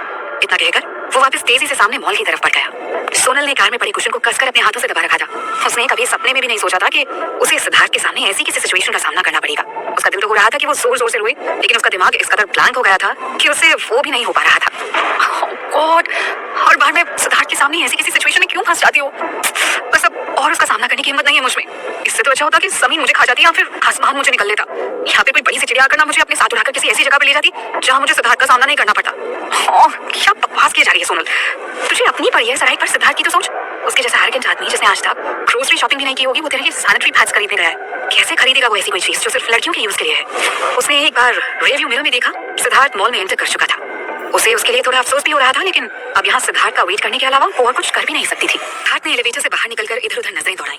वो इस वक्त उसी बिल्डिंग के फर्स्ट फ्लोर पर था जहाँ कुछ घंटों पहले उसने सोनल के साथ डिनर किया था। इस बिल्डिंग के फर्स्ट फ्लोर पर मॉल था। सिद्धार्थ को लगा था उसे जो चाहिए वो यहाँ मॉल में डेफिनेटली मिल जाएगा, सो वो सीधा यहीं चला आया था। हालांकि उसके ऐसे बिना सोचे समझे यहाँ चले आने की एक वजह ये भी थी कि उसे खुद भी सोनल के सामने बहुत ऑकवर्ड फील हो रहा था। कहानी के बाद वो रिसेप्शनिस्ट की तरफ बढ़ गया। इतने बड़े मॉल में भटकने से बेहतर था कि वो सीधे रिसेप्शनिस्ट से ही पूछ ले कि उसे उसकी जरूरत का सामान कहाँ पर मिलेगा। मगर उसे देखते ही रिसेप्शनिस्ट खुश होकर खड़ी हो गई। हेलो सर, आप यहाँ? How can I help you? Siddharth को तो जैसे शॉक लग गया था। अब तुम मुझे जानते हो? उसने थोड़ी कंफ्यूजन के साथ पूछा। सर आप क्या बात कर रहे हैं, आपको कौन नहीं जानता? I am the biggest fan of yours sir, so please tell me how can I help you please. Receptionist ने खुश होते हुए जवाब दिया। सिद्धार्थ को ऐसा लगा जैसे ऑक्सीजन उसके गले में जाते जाते अटक गया है। उसने खांसते हुए अपनी चारों तरफ नजरें दौड़ाई। ये तो उसने सोचा ही नहीं था कि जो सामान वो यहाँ लेने आया है उसके साथ साथ इस बड़े से मॉल में उसके जान पहचान के भी बहुत से लोग मिल जाएंगे। आफ्टर ऑल ये शहर के सबसे एक्सपेंसिव मॉल्स में से एक था, सो यहाँ आने वाले लोग भी केवल अपर क्लास के ही थे जो सिद्धार्थ को काफी अच्छी तरह से जानते थे। अगर कहीं किसी ने उसे ये सब खरीदते हुए देख लिया तो ये कल की ब्रेकिंग न्यूज बन जाएगी। ये सब सोचकर सिद्धार्थ की हालत खराब हो रही थी। वो मुझे कुछ काम याद आ गया, कहते हुए सिद्धार्थ पीछे मुड़ा और तेजी से चलता हुआ एग्जिट डोर से बाहर निकल गया। पीछे खड़ी रिसेप्शनिस्ट डिसअपॉइंटमेंट में वापस अपनी जगह पर बैठ गई। वहां से बाहर निकलने के बाद सिद्धार्थ की नजर एक छोटे से सुपरमार्केट पर पड़ी जो उसी बिल्डिंग के पास में था। रात हो जाने के कारण वहां अब ज्यादा भीड़ नहीं थी, बस कुछ ही लोग थे वहां पर और वो भी सिद्धार्थ को बिल्कुल नहीं जानते थे, क्योंकि यहाँ आने के बाद ना तो रिसेप्शनिस्ट ने उसे वेलकम किया था और ना ही पहले से वहां मौजूद कस्टमर्स ने उसकी तरफ कोई ध्यान दिया। ये देखकर सिद्धार्थ ने राहत की सांस ली। थोड़ी देर इधर उधर नजरें दौड़ाने के बाद उसे फीमेल प्रोडक्ट से भरी हुई एक शेल्फ दिखाई दी। उसे ज्यादा मेहनत नहीं करनी पड़ी और वहीं पर उसे सैनिटरी पैड्स भी दिख गए। सिद्धार्थ बस जल्दी से जल्दी उसे लेकर वहां से निकल जाना चाहता था, लेकिन असल मुश्किल तो अभी आनी बाकी ही थी। ये सैनिटरी पैड्स भी इतनी वैरायटी के होते हैं, अब इनमें से कौन सा वाला लूं? उसने अलग अलग तरह के पैकेट्स देखकर परेशानी से अपना सिर पकड़ लिया। उसने तो सोनल से पूछा ही नहीं था कि उसे कौन से ब्रांड के पैड्स चाहिए। अब अगर वो रैंडमली इनमें से कोई भी एक लेकर चला जाए और सोनल को पसंद ना आए तो फिर से उसे यहाँ आना पड़ेगा। उसने हिम्मत करके एक दो पैकेट्स उठाए और उसके ऊपर लिखे डिस्क्रिप्शंस को पढ़ लिया, मगर इससे उसकी कंफ्यूजन कम होने की बजाय और बढ़ गई। 15 सेंटीमीटर, 23 सेंटीमीटर, 28 सेंटीमीटर, 33 सेंटीमीटर, इतने सारे अलग अलग साइज के पैड्स को देखकर वो और ज्यादा परेशान हो गया था। ये वाला स्पेशली नाइट टाइम में यूज करने के लिए और ये वाला डे टाइम के लिए। What the hell is this? Siddharth अब इतना फ्रस्ट्रेट हो गया था कि उसे अब अपने यहाँ आने के डिसीजन पर अफसोस होने लगा था। एटलीस्ट उसे आने से पहले सोनल से पूछ तो लेना चाहिए था कि उसे क्या चाहिए। भगवान ने लड़कियों को जितना कॉम्प्लिकेटेड बनाया है ना, उससे भी कहीं ज्यादा कॉम्प्लिकेटेड प्रोडक्ट्स ये सारी कंपनीज उनके लिए बनाती है। बड़ी बड़ी बिजनेस डील्स को इजीली क्रैक करने वाले सिद्धार्थ को आज एक छोटे से प्रोडक्ट खरीदने के लिए इतना ज्यादा सोचना पड़ रहा था। सिद्धार्थ इतनी देर से वहां खड़ा था, इस वजह से वहां खड़ी लड़कियां अब उसे कुछ अजीब नजरों से देखने लगी थी। जब सिद्धार्थ को कुछ भी समझ में नहीं आया तो वो वापस सुपरमार्केट के एंट्रेंस पर पहुंचा जहां शॉपिंग कार्ट्स रखे हुए थे। वहां से उसने दो बड़े बड़े कार्ट्स उठाए और वापस वुमेन्स प्रोडक्ट से भरे हुए शेल्फ के पास आ गया। एक एक कर उसने उस शेल्फ पर पड़े सैनिटरी पैड्स के पैकेट्स उठाकर उन्हें कार्ट में डालना शुरू कर दिया, लेकिन ऐसा करने में ना उसे काफी देर हो जाती। सो उसने अपने दोनों हाथों का यूज करते हुए एक ही बार में शेल्फ पर बड़े सारे पैकेट्स खींचकर कार्ट में डाल दिए। 1 2 3 4 पूरे 4 शेल्फ्स पर मौजूद सारे पैकेट्स उठाकर अपनी शॉपिंग कार्ट में डालने के बाद सिद्धार्थ ने कार्ट की तरफ देखा जो ऊपर तक भर गया था। इनमें से कोई तो सोनल के काम का होगा, ये सोचकर अब वो थोड़ा रिलैक्स फील कर रहा था। उसने एक बार उन खाली शेल्फ्स की तरफ देखा, कहीं कोई पैकेट उसकी नजरों से छूट नहीं गया, मगर पूरी शेल्फ खाली हो चुकी थी। कार्ट को खींचते हुए वो बिलिंग काउंटर तक ले गया। कैशियर ने जब उसके कार्ट में पड़े पैड्स के पहाड़ को देखा तो हैरानी से उसकी आंखें चौड़ी हो गई। उसने कंफ्यूजन से सिद्धार्थ की तरफ देखते हुए पूछा, ये सब चाहिए आपको? वहाँ बिलिंग काउंटर पर भी 2-4 और लोग खड़े थे। उन्होंने भी एक बार सिद्धार्थ की कार्ट की तरफ देखा और फिर उसकी तरफ। सिद्धार्थ को उन सबकी नजरें बुलेट्स की तरह चुभती हुई महसूस हो रही थी। सिद्धार्थ ने ऐसे प्रिटेंड किया जैसे उसे इन सबसे कोई फर्क नहीं पड़ता है, लेकिन मन ही मन वो बुरी तरह झल्ला रहा था। ये सारी लड़कियां ऐसे क्यों देख रही हैं जैसे वो कोई एलियन है? सर आपने तो पूरी दुकान ही खरीद ली है। कैशियर ने एक बार फिर से सिद्धार्थ की कार्ट की तरफ देखते हुए परेशानी से कहा। सिद्धार्थ ने एक बार उसकी तरफ नाराजगी से देखा और फिर सुपरमार्केट के बाहर की तरफ अपनी नजरें घुमा दी। सच तो ये था कि इन सबकी नजरों का सामना करने में उसे बहुत मुश्किल हो रही थी। कैशियर ने उन सारे पैकेट्स के प्राइस कोड को स्क्रीन करने में 10 मिनट से भी ज्यादा का वक्त लगा दिया। सिद्धार्थ के लिए एक मिनट काटना मुश्किल हो रहा था। बिल पे करते हुए उसने कैशियर से पूछा, अब कोई ऐसा बैग मिल सकता है जो ट्रांसपेरेंट ना हो? कैशियर ने नाम ही सिर हिला दिया। अपनी जिंदगी की सबसे मुश्किल शॉपिंग के बाद जब सिद्धार्थ उस सुपरमार्केट से बाहर निकला ना तो उसके हाथ में 4 बड़े बड़े बैग्स थे। पीछे से उसे कुछ लड़कियों की खिलखिलाने की आवाजें सुनाई दे रही थी। सिद्धार्थ का दिल हो रहा था कि वहां से उठकर भाग जाए, बट अनफॉर्चुनेटली उसके पास बस 2 ही पैर थे जो कि चलने के काम आते थे। सो उनसे वो जितनी तेजी से वहां से निकल सकता था निकल गया। बाहर खुली हवा में आने के बाद उसने राहत की सांस ली। Damn it! This is the most humiliating day of my life. बाहर सड़क पर आने के बाद सिद्धार्थ ने फ्रस्ट्रेशन में एक छोटे से पत्थर को किक मारते हुए कहा। रात काफी हो जाने की वजह से बाहर सड़कों पर अब इक्का दुक्का लोग ही नजर आ रहे थे। उनमें से भी ज्यादातर वही लोग थे जो उसी रेस्टोरेंट से डिनर के बाद बाहर वॉक करने के लिए निकले थे। बस एक सिद्धार्थ ही था जो इस वक्त वहाँ सबसे अलग नजर आ रहा था। हाथों में बड़े बड़े बैग्स उठाए वो तेजी से चल रहा था। उसके फेस पर टेंशन और एम्बैरेसमेंट के मिले जुले एक्सप्रेशंस नजर आ रहे थे। उस रेस्टोरेंट वाली बिल्डिंग के पास पार्किंग एरिया में पहुंचकर उसे ऐसा फील हुआ जैसे उसने दुनिया की सबसे बड़ी जंग जीत ली है। अब बस वो जल्दी से जल्दी सोनल के पास पहुंचकर उसे वो सारे बैग्स दे देना चाहता था, लेकिन अभी उसने चैन की सांस भी नहीं ली थी कि उसके पीछे से आई एक आवाज ने उसकी बेचैनी बढ़ा दी। हे सिड, यहाँ क्या कर रहा है? सिद्धार्थ ने कसकर अपनी आंखें बंद कर ली। No no no no no no, ये यहाँ कैसे आ गया? मन मारकर वो पीछे मुड़ा। उससे मुश्किल से 10 कदम की दूरी पर विनय खड़ा था। उसने अपने हाथ में अपनी गाड़ी का दरवाजा पकड़ रखा था। ऐसा लग रहा था जैसे वो बस अपनी गाड़ी में बैठकर वहां से निकलने ही वाला था, लेकिन तभी उसकी नजर सिद्धार्थ पर पड़ गई और वो रुक गया। सिद्धार्थ अब भी उसी शॉक की स्टेट में ही था। बिना कोई जवाब दिए वो बस चुपचाप अपनी जगह पर खड़ा विनय की तरफ देख रहा था। वो अलग बात थी कि उसके अंदर इस वक्त दुनिया भर के सारे डिजास्टर एक साथ तहलका मचा रहे थे। वो सारे बैग्स अभी भी उसके हाथ में थे। अगर विनय ने ये सब देख लिया तो ये सोचकर ही उसकी हालत खराब हो रही थी। कुछ बोल क्यों नहीं रहा है तुम यहाँ डिनर के लिए आया है क्या? उसे चुप देखकर विनय ने फिर से पूछा। उसका सवाल सुनकर सिद्धार्थ जैसे होश में आया। उसने तुरंत हड़बड़ाते हुए जवाब दिया, हाँ डिनर के लिए तो आया था मैं भी। मेरी छोड़, अमन कह रहा था तू फ्रांस में है, वापस कब आया तू? विनय ने अपनी गाड़ी का दरवाजा बंद कर दिया और सिद्धार्थ की तरफ बढ़ते हुए जवाब दिया, अरे बस आज ही वापस आया हूँ। फिर तो तुझे घर जाकर आराम करना होगा ना, जेट लैग का असर होगा। मुझे भी कोई जरूरी काम है, सो आई हैव टू गो। कहते कहते हुए सिद्धार्थ तेजी से पीछे मुड़ गया। सिद्धार्थ को जाता देखकर विनय ने तुरंत उसे रोकते हुए कहा, वैसे मैंने सुना है तू अपनी कंपनी बेच रहा है। उसकी बात सुनकर सिद्धार्थ ने थोड़ा नाराजगी के साथ पीछे मुड़कर उसकी तरफ देखा। इतनी सारी इन्फॉर्मेशन तुझे देता कौन है? उसकी बात सुनकर विनय ने वापस उसकी तरफ बढ़ते हुए उसे एक स्माइल दी और बोला, अगर पैसों की कोई भी जरूरत हो ना तो प्लीज मुझे जरूर बताना। उसकी बातें सुनकर सिद्धार्थ ने थोड़ा सीरियस होकर उसे एक स्माइल देते हुए कहा, उसकी जरूरत नहीं पड़ेगी, वो कंपनी वैसे भी मेरे लिए अब किसी काम की नहीं थी, लेकिन फिर भी थैंक यू सो मच विनय जो तूने इतना सोचा। विनय ने उसकी बात सुनकर बस एक स्माइल दे दी, लेकिन फिर उसकी नजर सिद्धार्थ के हाथ में पकड़े बैग्स पर चली गई। उसने थोड़ी हैरानी से उसकी तरफ देखते हुए पूछा, ये तेरे हाथ में क्या है, इतने बड़े बड़े बैग्स? सिद्धार्थ को ऐसा लगा जैसे उसके दिल की धड़कन रुक गई है। जिसका डर था ना वही हो रहा था। उसने घबराते हुए उन बैग्स को अपने पीछे छिपा लिया।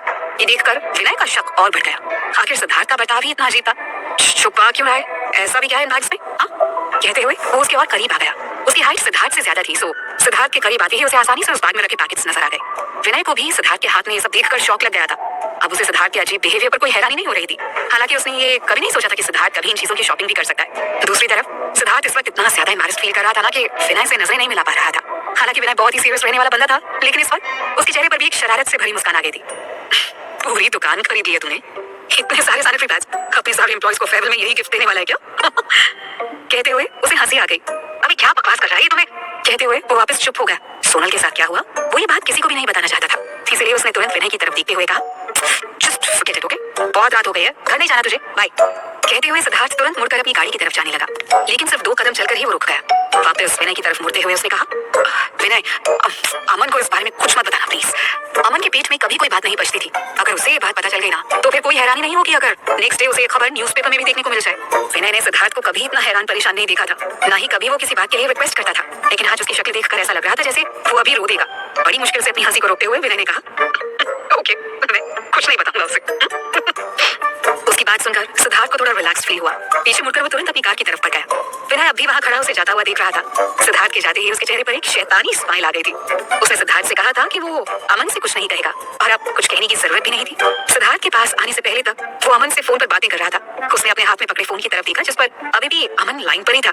उसने हंसते हुए फोन को अपने कान से लगाया और पूछा, कुछ एक्सप्लेन करने की जरूरत है क्या? बिल्कुल नहीं। दूसरी तरफ से अमन ने जवाब दिया और दोनों ही जोर से हंसने लगे। सोनल अब तक कार में वैसे ही सिर झुकाए बैठी थी जैसे सिद्धार्थ उसे छोड़कर गया था। सिद्धार्थ का इंतजार करते हुए उसे एक एक पल काटना मुश्किल हो रहा था। न जाने कितनी देर तक वो उसी तरह बैठी सिद्धार्थ का वेट करती रही। गाड़ी के डोर ओपन होने की आवाज से वो अपने ख्यालों से बाहर आई। सबसे पहले जिस चीज पर उसकी नजर गई वो थे 4 बड़े बड़े बैग्स। उसने सिर उठाकर कंफ्यूजन से सिद्धार्थ की तरफ देखा। सिद्धार्थ ने तुरंत अपनी नजरें दूसरी तरफ घुमा ली। ये लो, कहते हुए उसने वो बैग्स सोनल को दे दिए। सोनल ने एक बार बैग के अंदर झांका और उसे शॉक लग गया। ये क्या मतलब है? उसे कोई एग्जीबिशन थोड़ी ना लगाने थे, इतने सारे बैग्स का वो क्या करेगी? सिद्धार्थ ने तो जैसे ना कोई ब्रांड और ना कोई साइज छोड़ा था। अब अंदर वॉशरूम है, अगर तुम्हें जाना है तो जा सकती हो, उसने थोड़ा हिचकिचाते हुए कहा। सोनल ने बड़ी मुश्किल से जवाब दिया, मैं ऐसे बाहर कैसे जाऊंगी? तुम्हारे पास कुछ है जिससे मैं खुद को कवर कर सकूं? उसकी बात सुनकर पहले तो सिद्धार्थ चौंक गया, लेकिन फिर जब उसने एक बार मुड़कर सोनल के कपड़ों की तरफ देखा ना तो उसके कहने का मतलब उसे समझ में आ गया था। उसकी जरूरत नहीं है, कहते हुए उसने सोनल के हाथों से वो बैग्स लेकर उन्हें बैक सीट पर रख दिया था और खुद ड्राइवर सीट का डोर ओपन करते हुए अंदर बैठ गया। उसे अपनी सीट बेल्ट लगाते देखकर सोनल की समझ में नहीं आया कि वो क्या करने जा रहा है। अब हम कहाँ जा रहे हैं? उसने सिद्धार्थ की तरफ देखते हुए पूछा। घर, सिद्धार्थ ने सिंपली आंसर दिया और कार स्टार्ट करके फुल स्पीड में सड़क पर दौड़ा दी। और कोई दूसरा ऑप्शन भी तो नहीं था ना। गाड़ी में ऐसा कोई क्लॉथ नहीं था जिससे वो सोनल को कवर कर पाता। आज गर्मी भी ज्यादा थी, इस वजह से सिद्धार्थ एक सिंपल सी जींस और टी-शर्ट पहनकर यहाँ उसके साथ डिनर के लिए चला आया था। अगर उसके पास उसका जैकेट होता तो कोई प्रॉब्लम नहीं होती, लेकिन अब ऐसी सिचुएशन में सोनल को जल्दी से जल्दी घर पहुंचाने के अलावा उसके पास और कोई ऑप्शन नहीं था। Oh, I am so sorry Siddharth, Sonal ने गिल्ट फील करते हुए कहा। शट अप, ओके, सिद्धार्थ ने उसे डांटते हुए कहा। सोनल चुपचाप वापस अपनी सीट पर सिमट गई थी। सिद्धार्थ ने जितनी वाइन पी थी सबका नशा इस सारे इंसिडेंट के बाद पूरी तरह उतर चुका था। अब वो पूरे होशो हवास में ड्राइविंग कर रहा था। आधे घंटे के अंदर वो अपनी गाड़ी के साथ अपने घर के बाहर खड़ा था। अपनी साइड का दरवाजा खोलते हुए उसने अपना एक कदम बाहर रखा। उसकी नजर बाहर खड़े लोगों पर पड़ी। उसने सोनल की तरफ मुड़ते हुए कहा, जब तक मैं वापस ना आऊं तुम यहीं पर रहना, ओके? सोनल ने बस चुपचाप हाँ में अपना सिर हिला दिया। उसे समझ में ही नहीं आया सिद्धार्थ अब उसे यहाँ अकेला छोड़कर कहाँ चला गया, लेकिन उसके अंदर इतनी हिम्मत भी नहीं थी कि वो अब उससे कुछ भी पूछ पाती। सो चुपचाप वो कार में बैठी उसके वापस आने का इंतजार करती रही। सिद्धार्थ तेजी से घर के अंदर चला गया था। कुछ ही मिनट्स के बाद वो दौड़ते हुए वापस आया और उसके हाथों में एक पतला सा ब्लैंकेट था। अब उसकी समझ में आया सिद्धार्थ ने उसे वहीं रुकने को क्यों कहा था। कहीं कोई उसे ऐसी हालत में ना देख ले, इसलिए वो उसे कवर करने के लिए अंदर से ब्लैंकेट लाने गया था। वो उसकी कितनी केयर करता है ये सोचकर ही अब वो इमोशनल होने लगी थी। सिद्धार्थ ने आकर उसकी तरफ का डोर ओपन किया। बाहर आओ। सिद्धार्थ, ये मुझे दे दो, मैं सोनल ने उसके हाथ से वो ब्लैंकेट लेने की कोशिश की, मगर सिद्धार्थ ने उसकी बात काटते हुए कहा, सोनल बाहर आओ पहले। ओके, कहते हुए सोनल धीरे से बाहर आ गई। जैसे ही वो बाहर निकली सिद्धार्थ ने तुरंत उसे चारों तरफ से अच्छी तरह से ब्लैंकेट से कवर कर दिया। सिद्धार्थ ने पूरे ध्यान से उसके कंधों से लेकर पैरों तक उसे अच्छी तरह से कवर कर दिया था। जैसे ही सोनल ने आगे चलने के लिए एक कदम आगे बढ़ाया, सिद्धार्थ ने तुरंत झुकते हुए उसे अपनी गोद में उठा लिया। सोनल तो एकदम से सरप्राइज हो गई थी। सिद्धार्थ ने पीछे मुड़ते हुए अपने पैरों से गाड़ी का दरवाजा बंद कर दिया और घर की तरफ बढ़ गया। सिद्धार्थ, मैं खुद चल सकती हूँ। सोनल अब भी हैरानी से उसकी तरफ देख रही थी, लेकिन सिद्धार्थ ने बिना उसकी तरफ देखे ही जवाब दे दिया, शट अप, तुमसे किसने कहा है अपना मुंह खोलने को। इसके बाद घर के अंदर तक का रास्ता दोनों ने बिल्कुल खामोशी के साथ तय किया। घर के अंदर आकर सिद्धार्थ सीढ़ियां चढ़ता हुआ सीधे सोनल के रूम के बाहर जाकर रुका। उसने उसे नीचे उतारा और फिर तुरंत वापस जाने के लिए मुड़ गया। दोनों ही एक दूसरे की नजरों का सामना करने से कतरा रहे थे। अब मैं गाड़ी लॉक करके आता हूँ, कहते हुए वो तुरंत सीढ़ियों से नीचे चला गया। सोनल उसे तब तक देखती रही जब तक वो सीढ़ियों से उतरकर चला नहीं गया। उसके जाते ही सोनल ने अपने सिर पर एक हल्की सी चपत लगाई और तुरंत अपने रूम में जाकर अंदर से डोर लॉक कर लिया। बाथरूम में आईने के सामने खड़ी होकर उसने अपनी तरफ देखा। अब तक उसने अपने कपड़े चेंज कर कंफर्टेबल कपड़े पहन लिए थे, मगर अब भी वो बहुत ज्यादा गिल्ट फील कर रही थी। उसकी वजह से सिद्धार्थ को कितना ज्यादा परेशान होना पड़ा था। क्यों वो कभी कोई काम ठीक से नहीं कर पाती है। हर बार वो सिद्धार्थ के सामने अपनी इमेज को बेहतर बनाने की कोशिश करती थी, लेकिन होता उसका उल्टा था। हर बार सिद्धार्थ के सामने ही वो ऐसी सिचुएशंस में फंस जाती थी जिसके बाद उसका उससे नजरें मिलाकर बात करना भी मुश्किल हो जाता था। क्या अब भी सिद्धार्थ उसे अपना फ्रेंड मानेगा? और फिर वो अगर मान भी ले तो क्या वो खुद उसके सामने पहले की तरह जा पाएगी? ये सब सोच सोच कर उसे रोना आ रहा था। तभी उसे अपने रूम के डोर पर एक हल्की सी नॉक की आवाज सुनाई दी। सिद्धार्थ उसके रूम के बाहर खड़ा है, ये सोचकर ही वो पैनिक होने लगी थी। कैसे अब वो फिर से उसके सामने जाएगी?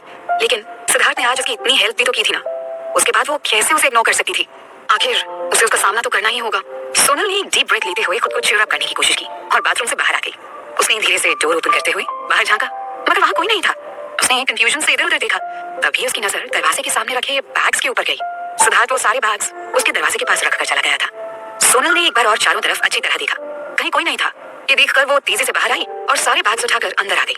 उसने वापस डोर लॉक किया और वो सारे बैग्स लेकर अपने बेड पर आकर बैठ गई। इतने सारे पैकेट्स देखकर उसने अपना सिर पकड़ लिया था। ये सब खत्म होने में न जाने कितने साल लगने वाले थे। जितनी बार वो ये सब देखती ना, उसे आज की सारी बातें याद आने लगती। परेशान होकर उसने पिलो से अपना फेस कवर कर लिया। उसे ये सोचकर और भी ज्यादा बुरा लग रहा था कि ये सब खरीदते वक्त सिद्धार्थ की क्या हालत हुई होगी। थोड़ी देर बाद बेड से उठकर वो सारे पैकेट्स को अपने कबर्ड में रखने लगी। सारे पैकेट्स रखने के बाद जब वो पीछे मुड़ी तो खिड़की के शीशे से उसे बाहर लाइट्स जलती हुई नजर आई। उसे थोड़ी हैरानी भी हुई, इस वक्त बाहर की लाइट्स क्यों चल रही है? खिड़की के पास जाकर उसने नीचे देखा, सिद्धार्थ घर से बाहर जा रहा था। कुछ दूर तक जाने के बाद वो फिर से घर की तरफ मुड़ गया था। सोनल को लगा कहीं उसकी नजर ऊपर खिड़की की तरफ न चली जाए, सो घबराकर वो तुरंत पर्दे के पीछे छिप गई। कुछ देर तक वो ऐसे ही खड़ी रही। लाइट्स अब तक जल रही थी। कहीं सिद्धार्थ लाइट्स ऑफ करना भूल तो नहीं गया? सिद्धार्थ उसे देख न ले, इस डर से वो दोबारा बाहर देखने की हिम्मत भी नहीं कर पा रही थी। कुछ सोचकर वो खिड़की के पास से अंदर रूम के स्विच बोर्ड के पास आ गई। उसने पूरे रूम की लाइट्स ऑफ कर दी और दोबारा खिड़की के पास आ गई। जल्दी से वो एक बार फिर खिड़की के पास जाकर खड़ी हो गई। उसने देखा सिद्धार्थ एक बार फिर से बाहर आ गया था। उसके हाथ में एक छोटा सा टॉवल था। उसने ड्राइवर के बगल वाली सीट की तरफ का डोर ओपन किया और झुककर कुछ करने लगा। कार के अंदर की लाइट ऑन नहीं थी, इस वजह से सोनल को पहले समझने में थोड़ी प्रॉब्लम हुई कि वो क्या कर रहा है। लेकिन बाद में जब उसे समझ आया कि वो सीट को साफ कर रहा है जिस पर सोनल बैठी थी, तो वो एकदम सरप्राइज्ड हो गई। उसे तो अब भी यकीन नहीं हो रहा था कि सिद्धार्थ ऐसा कुछ करेगा। जितना वो सिद्धार्थ को जानती थी, उसके हिसाब से जो चीज उसकी नजर में बेकार या खराब हो जाती थी, उसे वो उठाकर कचरे में फेंक देता था। इसलिए उसके जोर देने के बावजूद वो उसकी BMW में नहीं बैठना चाह रही थी, क्योंकि उसे पक्का यकीन था कि गाड़ी की सीट गंदी हो जाने के बाद सिद्धार्थ इतनी महंगी गाड़ी को भी कबाड़ वाले को देने से पहले एक बार भी नहीं सोचेगा। मगर ऐसा कुछ नहीं हुआ था। उल्टा वो उस सीट को खुद साफ कर रहा था जहाँ सोनल बैठी थी। ये देखकर सोनल की आंखों में आंसू आ गए। आखिर क्यों सिद्धार्थ उसके लिए ये सब कर रहा है, ये अब भी सोनल समझ नहीं पा रही थी। क्या सच में वो ये सब सिर्फ इसीलिए कर रहा था क्योंकि वो सोनल को अपना फ्रेंड मानता था? सिद्धार्थ ऐसा इंसान नहीं था कि अपनी गाड़ी को सिर्फ इसलिए साफ करके यूज कर ले क्योंकि वो बहुत एक्सपेंसिव है। इतने पैसे कमाना उसके लिए चुटकी बजाने के बराबर था। या फिर ये भी तो हो सकता है ना कि वो गाड़ी को साफ करने के बाद उसे बेच दे। आखिर गंदी गाड़ी बेचने में तो प्रॉब्लम होगी ना। लेकिन अगर ऐसा भी था तो सिद्धार्थ को ये काम सोनल से करवाना चाहिए था ना। लेकिन उसने ऐसा भी नहीं किया, बल्कि खुद ही सफाई करने लगा। आखिर क्यों उसकी इतनी केयर करता है सिद्धार्थ? ये सोचकर सोनल की आंखों से लगातार आंसू बहे जा रहे थे। सीट साफ करने के बाद सिद्धार्थ ने उस टॉवल को एक ब्लैक प्लास्टिक बैग में डाला और जाकर डस्टबिन में डाल दिया। सोनल वहीं खिड़की पर खड़ी होकर चुपचाप ये सब देखती रही। सिद्धार्थ ने अपनी गाड़ी लॉक की और वापस घर के अंदर जाने के लिए मुड़ गया। ये देखकर अपने आंसुओं को पोंछते हुए सोनल भी खिड़की के पास से हटकर अपने बेड पर आ गई। घर के अंदर आने से पहले सिद्धार्थ की नजर एक बार ऊपर सोनल के कमरे की खिड़की की तरफ चली गई। सारी लाइट्स ऑफ थी। उसने एक बार अपनी रिस्ट वॉच की तरफ नजर डाली और परेशानी से बोला, इतनी जल्दी सो गई, कहीं उसका पेन और ज्यादा तो नहीं बढ़ गया? अपने स्टडी रूम में आकर सिद्धार्थ ने कंप्यूटर ऑन कर दिया। आज बहुत सारा बिजनेस वर्क बाकी रह गया था। इनमें से किसी को भी इग्नोर करना या लाइटली लेना पॉसिबल नहीं था। इसलिए सिद्धार्थ को खुद ही वो सारी चीजें हैंडल करनी थी और साथ ही ये भी इंश्योर करना था कि कहीं किसी काम में कोई लापरवाही ना हो। उसने अपने काम पर फोकस करने की कोशिश की, लेकिन उसके दिमाग में बार बार सोनल का ही ख्याल आ रहा था। उसने बाहर रोड पर देखा था, दर्द के कारण उसका पूरा चेहरा सफेद पड़ गया था। अगर अभी वो ऐसे ही कंडीशन में हुई तो? और फिर वो तो इतनी स्टूपिड है ना कि प्रॉब्लम होने के बावजूद कभी अपनी प्रॉब्लम्स शेयर नहीं करती। रोहित ने उसे बिजनेस डील से रिलेटेड सारे डॉक्यूमेंट्स अवेलेबल करवा दिए थे, लेकिन आधे घंटे तक वहाँ बैठे रहने के बावजूद वो उसका पहला पेज भी नहीं पढ़ पाया था। फ्रस्ट्रेटेड होकर उसने वो फाइल बंद कर दी और उसे टेबल पर पटक दिया। कुछ देर तक सोचते रहने के बाद उसने अपना लैपटॉप उठाया और नेट ब्राउजर ओपन कर लिया। वो उस पर इस बारे में कुछ सर्च करना चाहता था, लेकिन टाइप करते करते घबराहट के कारण उसके माथे पर पसीना आने लगा था और उसके हाथ रुक गए। रुककर दोनों हाथों से अपना सिर पकड़ते हुए वो खुद से ही बोला, ये क्या कर रहा हूँ मैं? सोनल मेहता, पिछले जन्म में ना जरूर तुमने मुझ पर कोई बहुत बड़ा वाला एहसान किया होगा। अभी तो ऐसे बेवकूफों की तरह मैं आज अपना काम छोड़कर तुम्हारे लिए ये सब कर रहा हूँ। Damn it! हो क्या गया है मुझे? उसने अपने लिए एक सिगरेट सुलगा ली। आज जो कुछ भी हुआ था ना, वो सब बार बार उसके दिमाग में रिपीट टेलीकास्ट की तरह होता जा रहा था। अभी भी उसे इस बात की टेंशन हो रही थी कि कहीं अगर उसे किसी ने उस सुपरमार्केट में वो सब खरीदते देख लिया होगा तो उसकी इमेज तो वैसे ही खराब हो गई होगी। इरिटेट होते हुए उसने अपना लैपटॉप दूसरी तरफ सरका दिया, लेकिन फिर उसके सामने बार बार सोनल का वो दर्द से भरा चेहरा घूमने लगा। कितनी तकलीफ में थी ना वो। गुस्से में उसने अपना हाथ टेबल पर दे मारा और वापस से झल्लाते हुए लैपटॉप को अपने सामने खींच लिया। कम ऑन सिड, जो तू करने जा रहा है वो पब्लिकली सबके सामने जाकर सैनिटरी पैड्स खरीदने से ज्यादा मुश्किल चीज तो बिल्कुल नहीं है। Just do it. सिद्धार्थ ने गूगल ओपन किया और फिर अपनी उंगलियों से फटाफट कीबोर्ड पर टाइप करने लगा। इसके साथ ही सर्च बार में उसका टाइप किया हुआ क्वेश्चन शो होने लगा, what to do if you have menstrual cramps. उसने गौर से वहां के सारे कमेंट्स और एडवाइसेस को देखा। पेट को गर्म हाथों से हल्के हल्के रब करें, ध्यान रखें कि ज्यादा जोर से रब ना करें, हॉट वाटर बैग का इस्तेमाल अपने पेट पर करें, इससे दर्द कम होगा, अदरक की चाय पिएं, पेन किलर्स का यूज करें। ओह गॉड, इतना सब करने की जरूरत है क्या? सिद्धार्थ ने परेशानी से अपने सिर पर हाथ मारते हुए कहा। वहां पर उसे सबसे इजी और बेस्ट सजेशन पेन किलर का इस्तेमाल ही लग रहा था, लेकिन बार बार पेन किलर लेना भी सेहत के लिहाज से अच्छा नहीं होता है। इसके भी बहुत से साइड इफेक्ट्स होते हैं, राइट? काफी देर तक वो वैसे ही परेशानी से बैठकर सिगरेट के कश लगाता रहा और फिर आखिर में कुछ डिसाइड करते हुए उठकर खड़ा हो गया। उसने लैपटॉप बंद कर दिया, बचे हुए सिगरेट को आश्रय में डाला और फिर तेजी से वहां से बाहर निकल गया। अगले 5 मिनट के अंदर सिद्धार्थ अपने घर के उस मिस्टीरियस रूम के बाहर खड़ा था जिसे भले लोग किचन के नाम से जानते हैं। अंदर घुसने से पहले ही उसे वो इंसिडेंट याद आ गया था जब पहली बार सेजल ने वहां खाना बनाने की कोशिश में पूरा किचन डिस्ट्रॉय कर दिया था। तब तक सेजल का मजाक उड़ाना कितना इजी लग रहा था ना उसे, मगर आज खुद किचन के अंदर जाते हुए उसकी हालत खराब हो रही थी। उसने अपनी आंखें बंद कर एक गहरी सांस लेते हुए खुद को मोटिवेट करने की कोशिश की और फिर सीधे किचन के अंदर चला गया। पहले जब वो इस घर में अकेले रहता था तब भी वो यहाँ शायद ही कभी आता था, वो भी सिर्फ पानी पीने। खाना वो अक्सर बाहर ही खाया करता था और फिर जब से सोनल यहाँ रहने लगी ना तो तब से उसने कभी किचन का चेहरा भी नहीं देखा था। किचन शेल्फ के सामने खड़े होकर उसने एक एक कर सारे कैबिनेट्स खोल दिए। अंदर तरह तरह के किचन इंग्रेडिएंट्स से भरे जार और बॉटल्स अरेंज करके रखे हुए थे, लेकिन इनमें से उसके काम की चीज कौन सी थी? सिद्धार्थ ने कंफ्यूजन में उन सारी चीजों पर एक नजर डाली।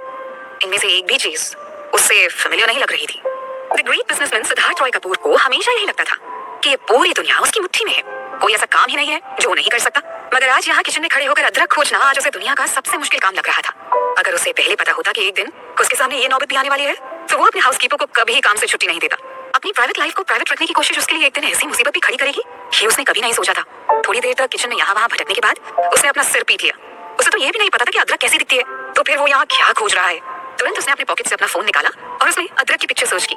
ओह, तो ये है मिस्टर जिंजर। लो, ये तो यहाँ सामने रखा है और मैं इसे पूरे किचन में खोज रहा था। और ये रहा गुड़। अब बनानी है इसकी चाय। इसमें इसमें क्या मुश्किल है, चाय तो बनानी है, बन जाएगी। कहते हुए सिद्धार्थ ने एक पैन उठाया और उसे गैस पर रख दिया। लेकिन शुरुआत कैसे करें? इट्स सो सिंपल, गूगल के पास हर मुश्किल का सलूशन है। कहते हुए उसने जिंजर टी रेसिपी सर्च की और 1 सेकंड से भी कम समय में स्टेप बाय स्टेप पूरा प्रोसेस उसके सामने था। Thanks Google. कहते हुए सिद्धार्थ ने अपना फोन साइड में रखा और पैन में पानी डाल दिया। उसके बाद उसने उसमें गुड़ डालना शुरू किया, मगर कितना डालना है ये तो उसमें लिखा ही नहीं था। उसने एक बार अपने हाथ में पकड़े गुड़ के बड़े से टुकड़े की तरफ देखा और उसे लगा इतना डाल देने में कोई बुराई नहीं है, वरना अगर चाय मीठी नहीं हुई तो। एक छपक की आवाज के साथ गुड़ का वो पूरा टुकड़ा पानी के अंदर जाकर तेजी से घुलने लग गया। हाँ, अब अदरक के छोटे छोटे टुकड़े करने हैं। इसमें कौन सी बड़ी बात है, ये तो यूं चुटकी बजाते हुए कर दूंगा मैं।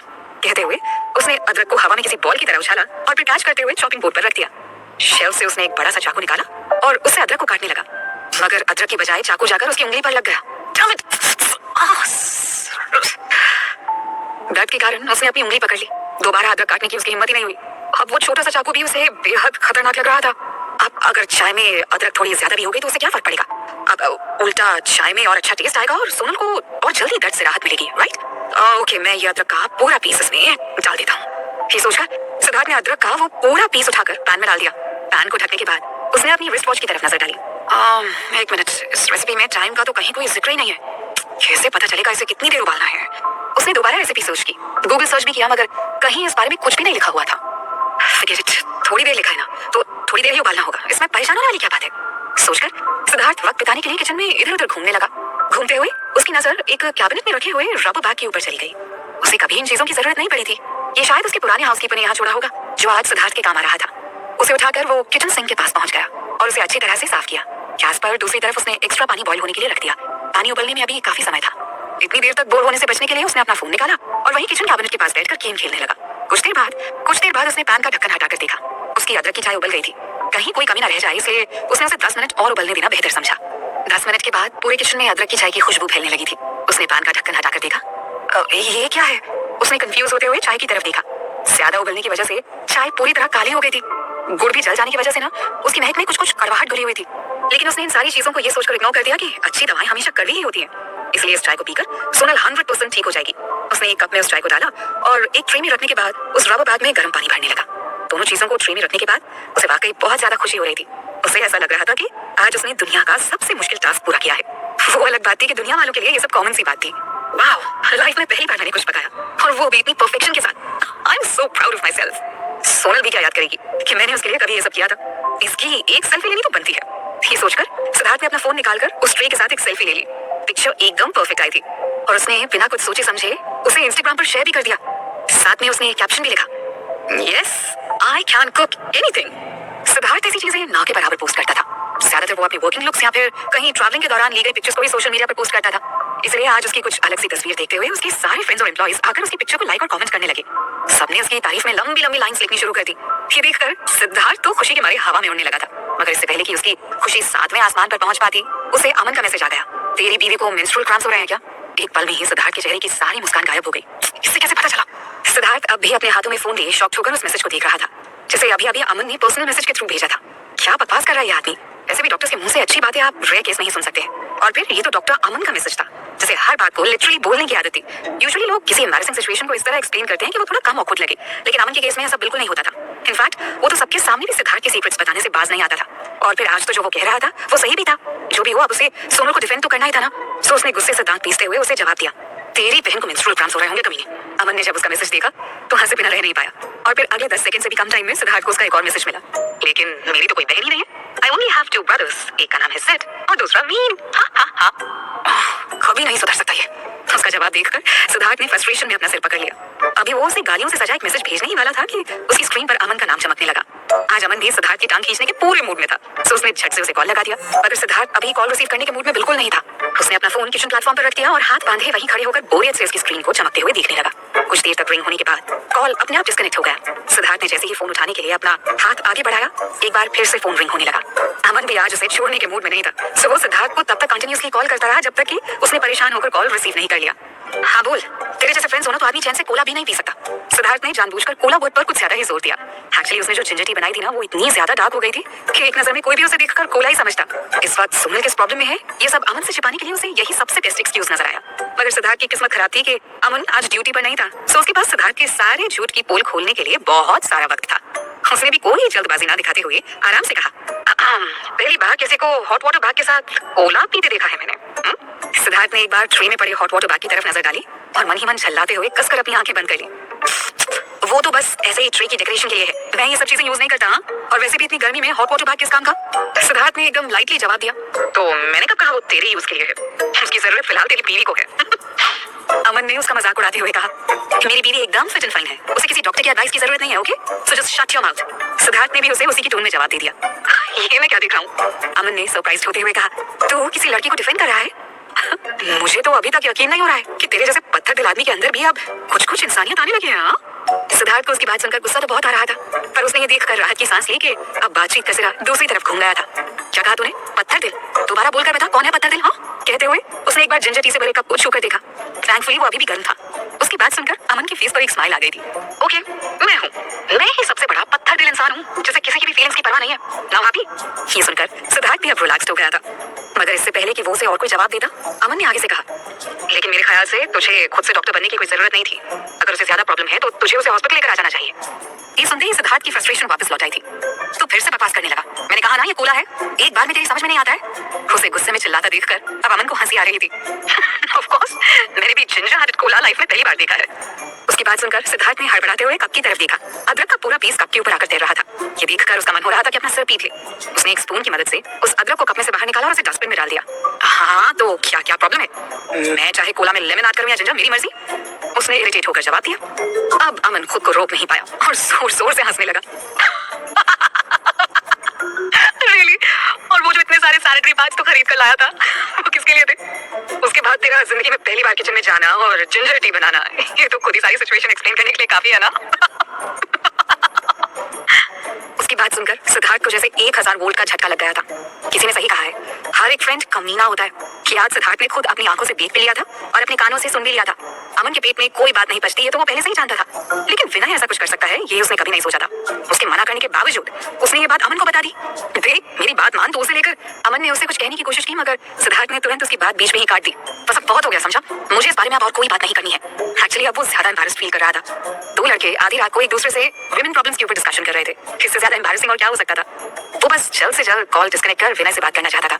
आखिर उससे भी तो जवाब चाहिए था। अमन ने जब नोटिस किया कि सिद्धार्थ अब बस कॉल डिस्कनेक्ट करने ही जा रहा है, तो उसने एकदम से सिद्धार्थ को रोकते हुए कहा, अरे रुक, पहले मेरी पूरी बात तो सुन ले। अब और क्या कहना है तुझे? सिद्धार्थ ने बीमन से पूछा। देख मैं डॉक्टर हूँ इसलिए तुझे बता रहा हूँ। उसकी सिचुएशन के बहुत सारे रीजंस हो सकते हैं, जैसे कि वो बहुत ज्यादा परेशान हो, या उसने कुछ बहुत ज्यादा मसालेदार या ठंडी चीजें खा ली हो, या फिर ये भी हो सकता है कि उसे ये प्रॉब्लम शुरू से ही हो। अगर उसे दर्द पहले दो रीजंस में से किसी एक के कारण है तो फिर कोई प्रॉब्लम नहीं है, just take good care of her, okay? लेकिन अगर उसे शुरू से ये प्रॉब्लम है तो फिर तो क्या? सिद्धार्थ ने थोड़ा चौंकते हुए पूछा। अगर उसे ज्यादा लंबे टाइम तक ये प्रॉब्लम रहती है तो आगे चलकर तुम दोनों को बेबी प्लान करने में बहुत प्रॉब्लम होने वाली है। ये सुनकर सिद्धार्थ एकदम सीरियस हो गया था। अब आर यू श्योर? उसकी आवाज में अब फिक्र नजर आने लगी थी। बचपन में सिद्धार्थ नंबर्स को लेकर थोड़ा सेंसिटिव था, तो उसे नंबर्स इजीली याद नहीं रहते थे। इस वजह से सब उसे स्पेशल चाइल्ड कहते थे और उसे हमेशा बेहतर करने के लिए एनकरेज भी करते थे। बड़े होकर उसने अपने पापा के बिजनेस को बखूबी संभाला। अपनी परफेक्ट डिजाइन मेकिंग और बिजनेस की समझ की वजह से उसने केवल इंडिया में ही नहीं बल्कि पूरी दुनिया में ही अपनी एक अलग छाप छोड़ी थी। लेकिन जहाँ तक अपनी पर्सनल लाइफ की बात थी तो वो एकदम बेपरवाह किस्म का था। किसी दूसरे की जिंदगी में झांकना या उनकी केयर करना ये उसका नेचर नहीं था। लेकिन आज अमन की बातें सुनकर उसे सोनल की फिक्र होने लगी थी। आखिर इन सारे रीजंस में से किसकी वजह से सोनल को इतना दर्द हो रहा है? सिद्धार्थ को बच्चों में कभी कोई इंटरेस्ट नहीं था, लेकिन लड़कियों को बच्चों से बहुत प्यार होता है। अगर आगे चलकर सोनल को कंसीव करने में सचमुच प्रॉब्लम होने लगी तो पॉसिबली वो डिप्रेस्ड हो जाएगी। बच्चे तो फिर भी बात की बातें थी। सिद्धार्थ के लिए जो चीज सबसे जरूरी थी वो थी सोनल की हेल्थ। वो फिट एंड फाइन रहे, इससे ज्यादा उसे और कुछ नहीं चाहिए था। तुझे तो शादी किए हुए काफी टाइम हो चुका है, तुझे तो पता होगा सब कुछ, अमन ने सीरियस होते हुए कहा। वो मैं सिद्धार्थ की जुबान लड़खड़ा गई। उसे कहां से कुछ भी पता होगा? उसके और सोनल के बीच में ऐसा कुछ था ही नहीं। अमन ने अपना सर पीट लिया। देख प्लीज ये मत कहना कि तेरे और उसके बीच हस्बैंड वाइफ जैसा कुछ नहीं है। ये सुनते ही सिद्धार्थ की सांस अटक गई। वो बुरी तरह खांसने लग गया। ये डॉक्टर्स भी ना कुछ ज्यादा ही ओपनली सारे क्वेश्चंस पूछ लेते हैं, मगर फिलहाल जो डॉक्टर उससे सवाल पूछ रहा था वो उसका चाइल्डहुड फ्रेंड भी था। अगर उसे सच में पता चल गया तो वो तो पूरी जिंदगी सिद्धार्थ का मजाक बनाता रहेगा। इसलिए उसने तुरंत खुद को संभालते हुए झूठ बोला। क्या क्या बकवास कर रहा है? हम दोनों एक ही घर में एक ही छत के नीचे रहते हैं, यहाँ तक कि हम दोनों रोज साथ में सोते भी हैं। So how is that possible कि हमारे बीच कुछ ना हो? उसने अमन के सामने ये सब तो कह दिया, लेकिन उसके बाद उसे अपने ही वर्ड्स पर अफसोस भी होने लगा। आजकल उसकी जुबान कुछ ज्यादा ही लंबी हो गई है। न जाने कैसी कैसी शर्मनाक बातें और काम करने लगा है वो। ओह वेल दैट्स गुड, मगर मुझे तुझसे ये उम्मीद नहीं थी। अमन ने फिर से उसका मजाक उड़ाते हुए कहा। तेरी बकवास खत्म हो गई हो तो अब मैं फोन रखूं? सिद्धार्थ ने झल्लाते हुए कहा। तुझसे छोटा हूं मैं, फिर भी इस मामले में मुझे तुझसे ज्यादा एक्सपीरियंस है, समझा?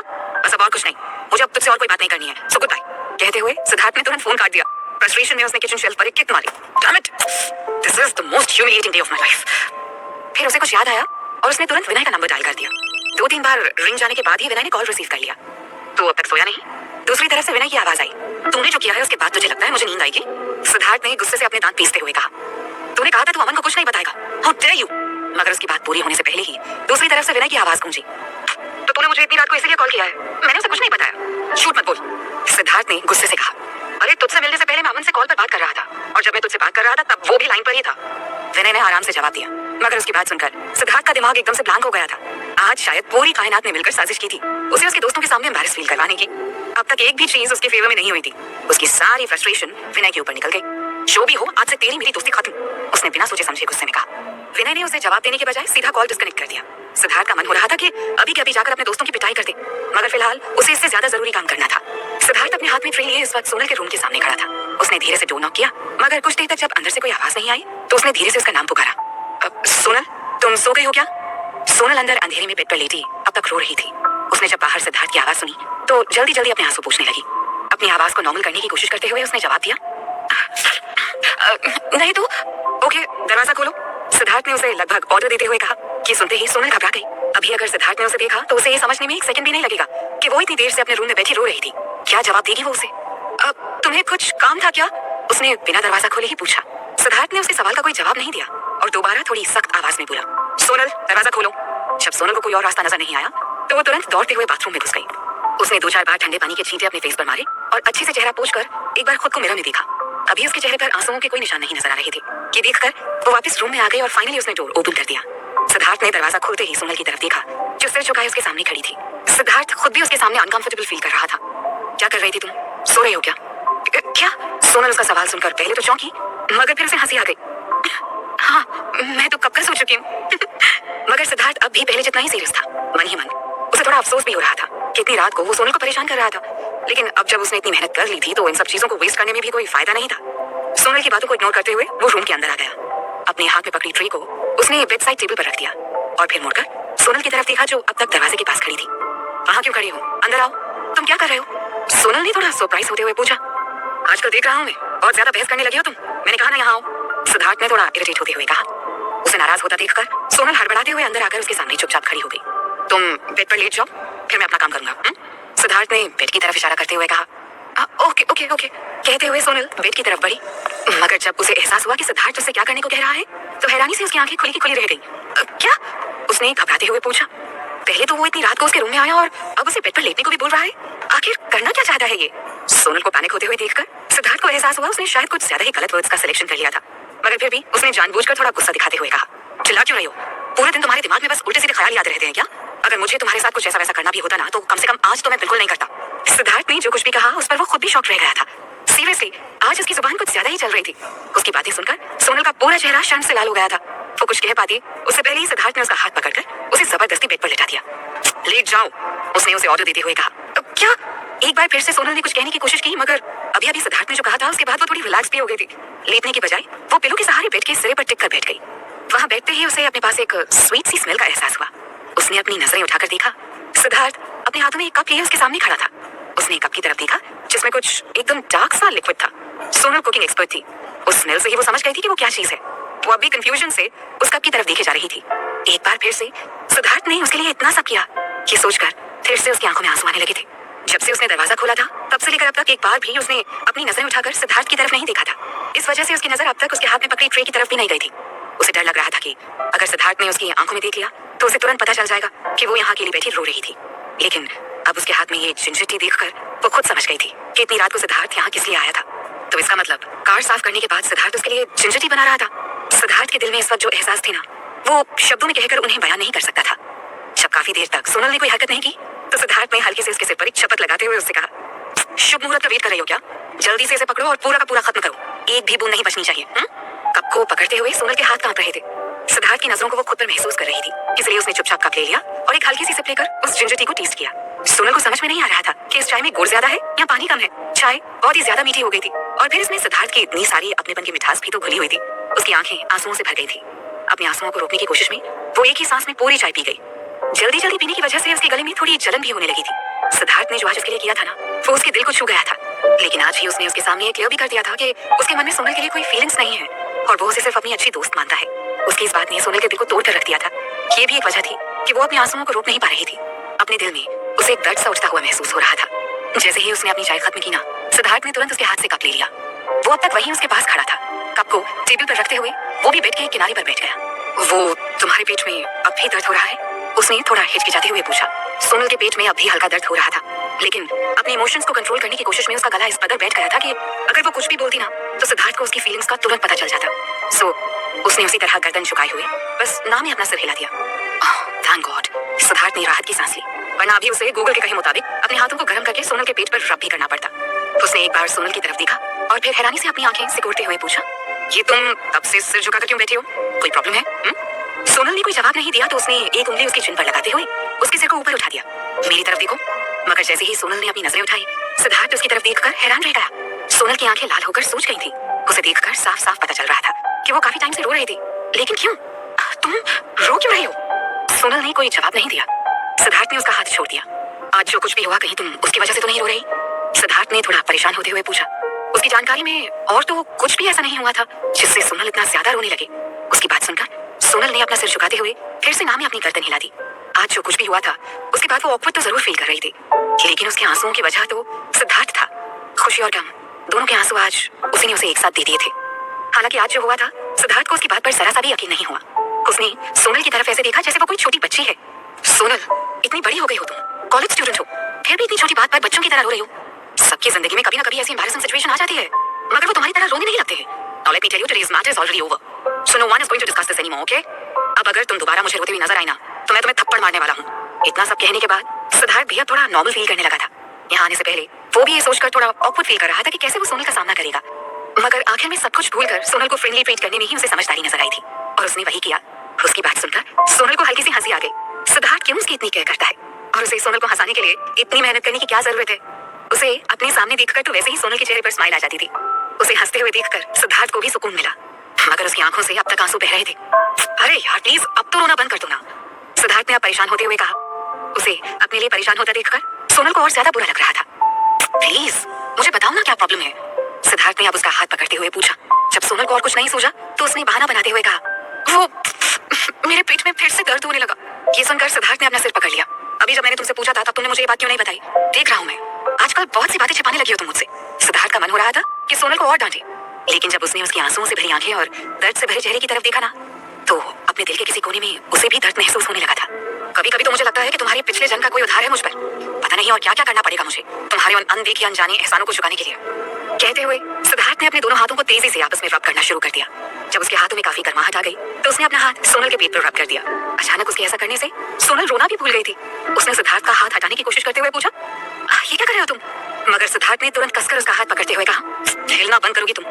मैंने अभी इंटरनेट पर देखा है कि ऐसा करने से पेट दर्द में आराम मिलता है। कहीं सोनल उसके इस एक्शन का कोई गलत मतलब ना निकाल ले, इसलिए उसने उसे और अच्छे से एक्सप्लेन करते हुए कहा, don't think much about it, okay? मैंने पहले ही कहा था ना, आजकल तुम्हारे दिमाग में उल्टे सीधे ख्याल कुछ ज्यादा ही आने लगे हैं। मगर किसी को तो समझदार बनकर तुम्हारा ध्यान रखना पड़ेगा ना। मैं नहीं चाहता कि पेट दर्द के कारण तुम पूरी रात इसी तरह रोती रहो। वाटर बैग में गर्म पानी रखा है, लेकिन वो अभी बहुत ज्यादा गर्म है। वो थोड़ा ठंडा हो जाए तो तुम उसको यूज कर सकती हो। सोनल उसकी बातें सुनने के बाद बिल्कुल ही हिलना भूल गई थी। सिद्धार्थ का पूरा ध्यान अब तक उसके पेट पर था, और वो बस चुपचाप उसकी तरफ देखे जा रही थी। बार बार वो अपने हाथों को आपस में रब करता और फिर सोनल के पेट पर हल्की से मसाज करने लगता। उसके हाथों की गर्माहट ने जादू की तरह असर किया, और थोड़ी ही देर में सोनल के पेट का दर्द बिल्कुल गायब हो गया।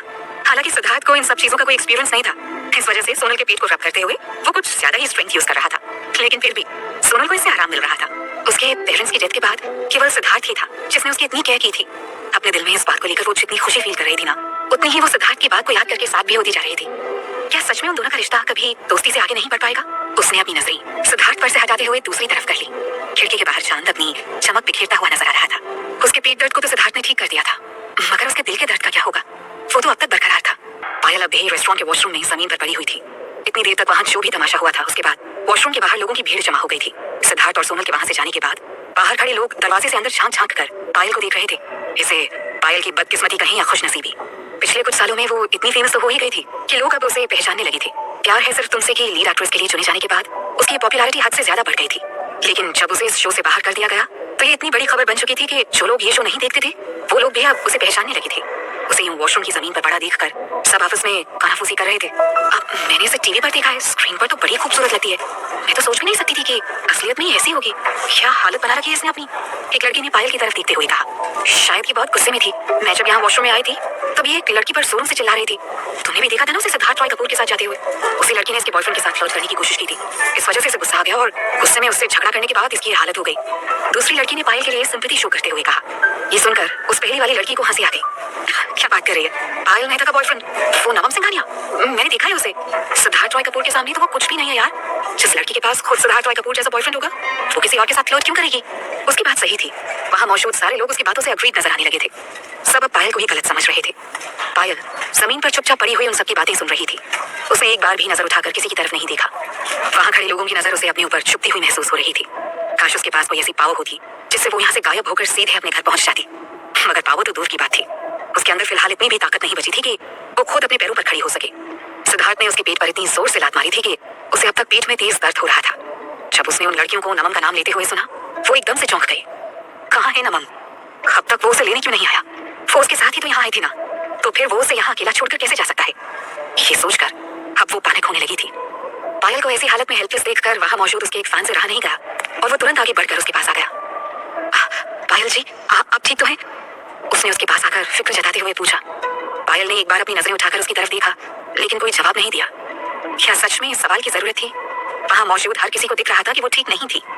जब पायल ने कोई जवाब नहीं दिया तो उसने अपना हाथ उसकी तरफ बढ़ाया और बोला, मैम प्लीज मुझे अपना हाथ दीजिए, मैं आपको बाहर ले चलता हूँ।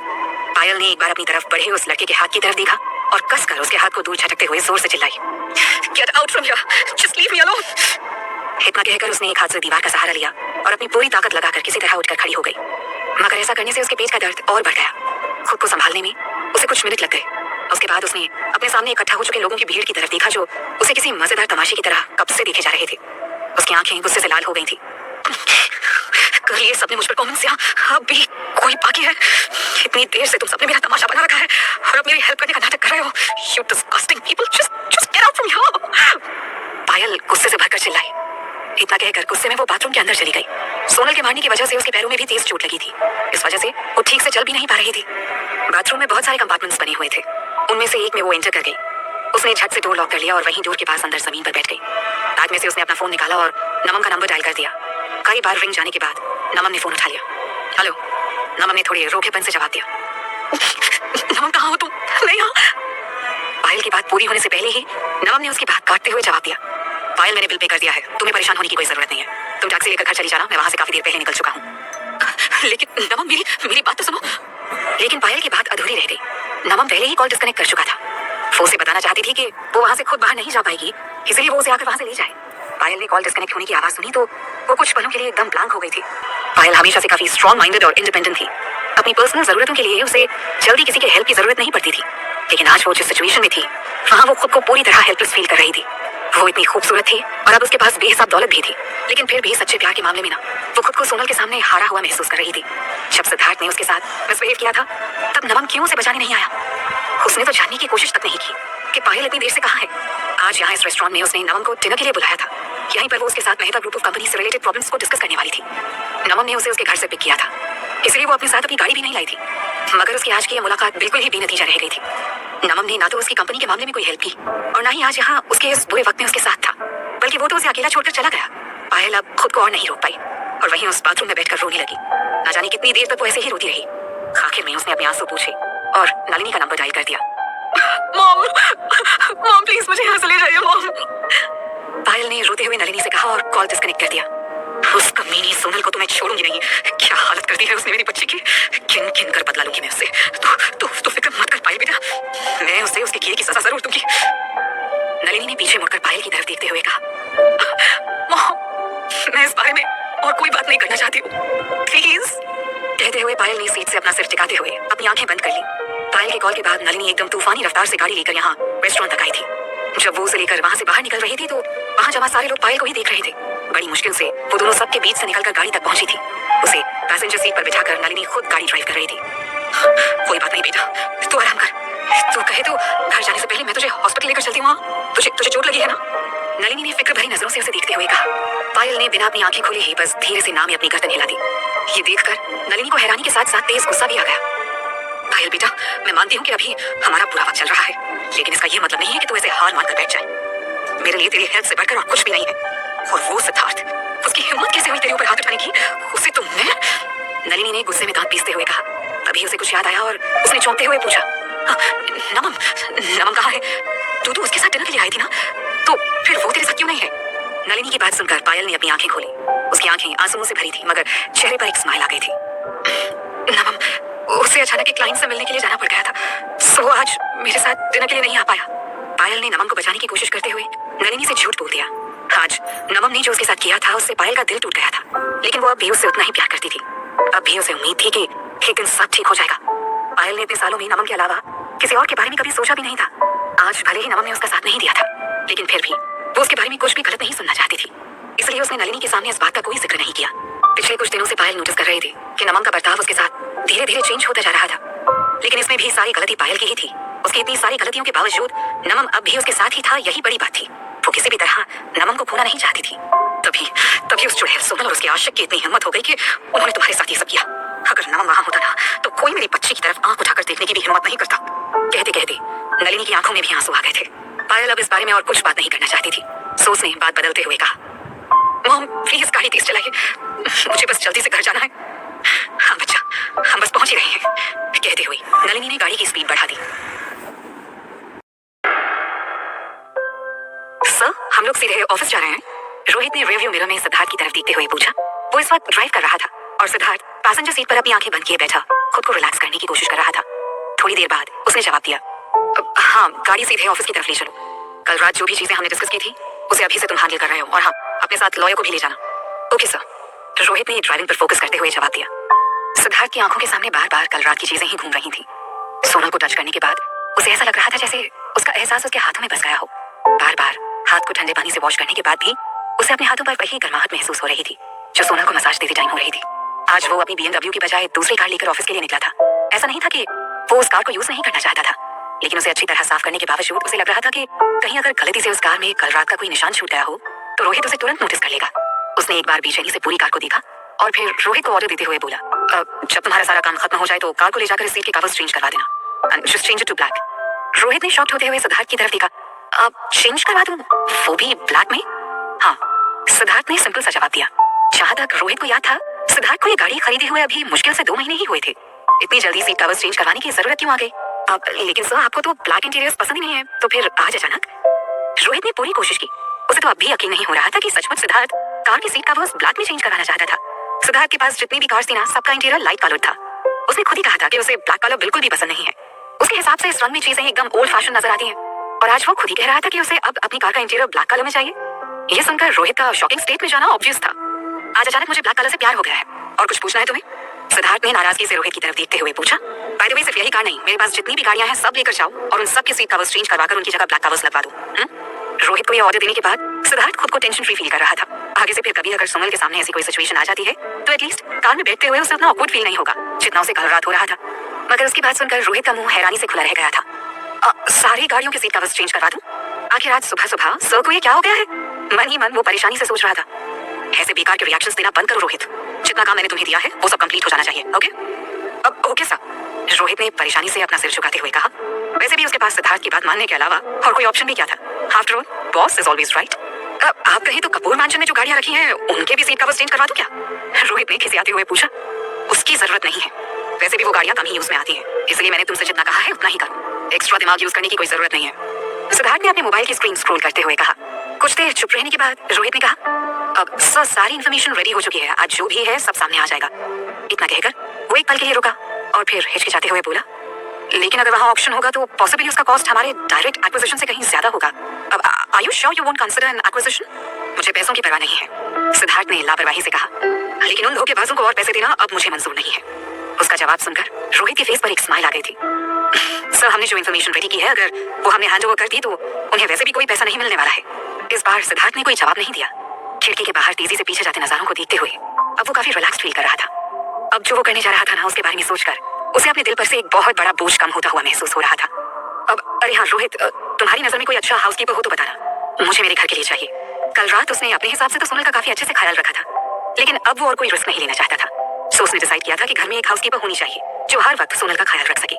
दूसरी तरफ रोहित को सिद्धार्थ की बात सुनकर दूसरा झटका लगा था। आज सर को क्या हो गया है? पहले कार का इंटीरियर चेंज करके ब्लैक करने को कहा, और अब उनको अपने घर के लिए हाउसकीपर भी चाहिए। अब उन्हें तो अपने घर में किसी की भी प्रेजेंस पसंद ही नहीं है ना, तो फिर अचानक वो किसी स्ट्रेंजर को अपने घर में एंटर करवाने के लिए कैसे राजी हो गए? मगर इस बार सिद्धार्थ की डांट से बचने के लिए उसने अपने सारे थॉट्स को अपने दिमाग के ही अंदर रहने दिया, और उसके मुंह से बस एक छोटा सा जवाब निकला, ओके सर। और हाँ, हाउसकीपर एक्सपीरियंस्ड होनी चाहिए और साथ में वेल मैनर्ड भी। जो सिद्धार्थ कहना तो चाहता था कि जो खासकर सोनल का ध्यान रख सके, लेकिन रोहित के सामने ऐसा कहने पर वो इसका कुछ और ही मतलब निकाल लेता। सो उसने खुद को करेक्ट करते हुए कहा, जो लोगों का अच्छी तरह से ध्यान रखना जानती हो, और पैसों की फिक्र करने की जरूरत नहीं है, वो जितनी भी सैलरी चाहे मैं देने को तैयार हूँ। ओके सर, आप जैसी चाहते हैं मैं वैसे ही हाउसकीपर आप बुला कर दूंगा। अब आप ये सब मुझ पर छोड़ दीजिए, रोहित ने स्माइल करते हुए कहा। और हाँ, फैशन हब में कॉल करके कह देना कि आज सोनल काम पर नहीं आ पाएगी, कोई भी अच्छा सा बहाना बना देना उसके लिए। ओके? सिद्धार्थ ने अब अपने मोबाइल के ऊपर फोकस करते हुए कहा। उसने सोनल का नंबर निकाला और उसे मैसेज कर दिया, मैंने आज तुम्हारी लीव की एप्लीकेशन दे दी है, आज काम पर जाने की कोई जरूरत नहीं है, घर पर रहकर आराम करना। उस मैसेज भेजने के बाद उसने पीछे की तरफ झुकते हुए सीट से अपना सिर टिका दिया और अपनी आंखें बंद कर ली। मेहता ग्रुप ऑफ कंपनीज के मेन ऑफिस में इस वक्त कुंदन लाल मेहता अपने केबिन में परेशानी से बैठा हुआ था। इन कुछ ही दिनों में उसकी पूरी दुनिया ही बदल गई थी। कुछ दिनों पहले तक खुश मिजाज और एक एनर्जेटिक रहने वाला कुंदन लाल फिलहाल किसी बेजान स्टैच्यू की तरह अपनी जगह पर बैठा हुआ था। उसके ऑफिस के बाहर से वर्कर्स का शोर सुनाई दे रहा था। लोगों ने गुस्से में आकर उसके ऑफिस में तोड़फोड़ मचा दी थी। दरअसल ये सारे वर्कर्स अपनी सैलरी के लिए उसके ऑफिस के बाहर प्रोटेस्ट कर रहे थे। उसने अपने ऑफिस केबिन का दरवाजा बंद कर रखा था ताकि कोई अंदर ना आ सके। फिलहाल उसके सामने केवल उसका पर्सनल सेक्रेटरी खड़ा था। अब सर, अब क्या करना है? सेक्रेटरी ने थोड़ा हिचकिचाते हुए पूछा। सारे दरवाजे लॉक्ड है ना? कुंदन ने उसकी तरफ देखते हुए पूछा। यस सर, मैंने सिक्योरिटी गार्ड्स को भी बुलवा दिया है, तुम वरी यहाँ तक कोई नहीं पहुंच पाएगा, सेक्रेटरी ने उसे तसल्ली देते हुए कहा। कुंदन ने अपने हाथों को डेस्क पर टिकाते हुए दोनों हाथों के बीच अपना चेहरा छिपा लिया। मुझे अब भी यकीन नहीं हो रहा है, हमारी इतनी बड़ी कंपनी अचानक बैंकरप्ट हो गई है। सेक्रेटरी को समझ नहीं आ रहा था वो उसके इस बात का क्या जवाब दे। फिलहाल तो वो बस उसे तसल्ली ही दे सकता था, सो उसने उसे इनकरेज करने की कोशिश करते हुए कहा, सर आपको ऐसे हार नहीं माननी चाहिए, मेहता ग्रुप ऑफ कंपनीज फिर से कमबैक करेगी। उसकी बातें सुनकर कुंदन ने अपने चेहरे पर से अपना हाथ हटाते हुए उसकी तरफ देखा। कमबैक? उसके चेहरे पर एक सार्कास्टिक सी स्माइल आ गई थी। तुम्हें अब भी लगता है कि हम कमबैक कर सकते हैं? सेक्रेटरी के पास इस बात का कोई जवाब नहीं था, सो चुप रहा। कुंदन ने एक बार नजरें घुमाकर पूरे ऑफिस की तरफ देखा और उसके मुंह से हताशा से भरी एक गहरी सांस निकल गई। जब मैंने मेहता ग्रुप ऑफ कंपनीज का चार्ज अपने हाथ में लिया था, तब ये कंपनी अपनी बुलंदियां छू रही थी। मैंने इसे और आगे बढ़ाकर इसे नई ऊंचाइयों तक पहुंचाया। तब मैंने कभी नहीं सोचा था कि एक दिन ये कंपनी मेरे ही हाथों में खत्म हो जाएगी। ये कहते हुए कुंदन की आवाज में दर्द छलक रहा था। आज सुबह जैसे ही कुंदन ऑफिस पहुंचा, एक लीगल नोटिस पहले से ही वहां उसका इंतजार कर रहा था। जो आदमी उसके लिए नोटिस लेकर आया था, उसने वहां सबके सामने अनाउंस कर दिया था कि मेहता ग्रुप ऑफ कंपनीज अपने कर्जे चुकाने में और किसी भी मैच्योरिटी कॉन्ट्रैक्ट के लिए पे कर पाने में एबल नहीं है, इसलिए आज से इसे बंद किया जा रहा है। इसके साथ मेहता ग्रुप ऑफ कंपनीज का कैपिटल चेन उसने अपने कंट्रोल में ले लिया। इतने सालों की मेहनत से खड़ी की हुई कंपनी आज खत्म हो गई थी। इतने सालों से इस कंपनी को संभालते हुए कुंदन मेहता ने बहुत से उतार चढ़ाव देखे थे, लेकिन इस बार जो सिचुएशन वो फेस कर रहा था ना, वो उसके लिए अनएक्सेप्टेबल थी। Mehta group of companies bankrupt हो गई है।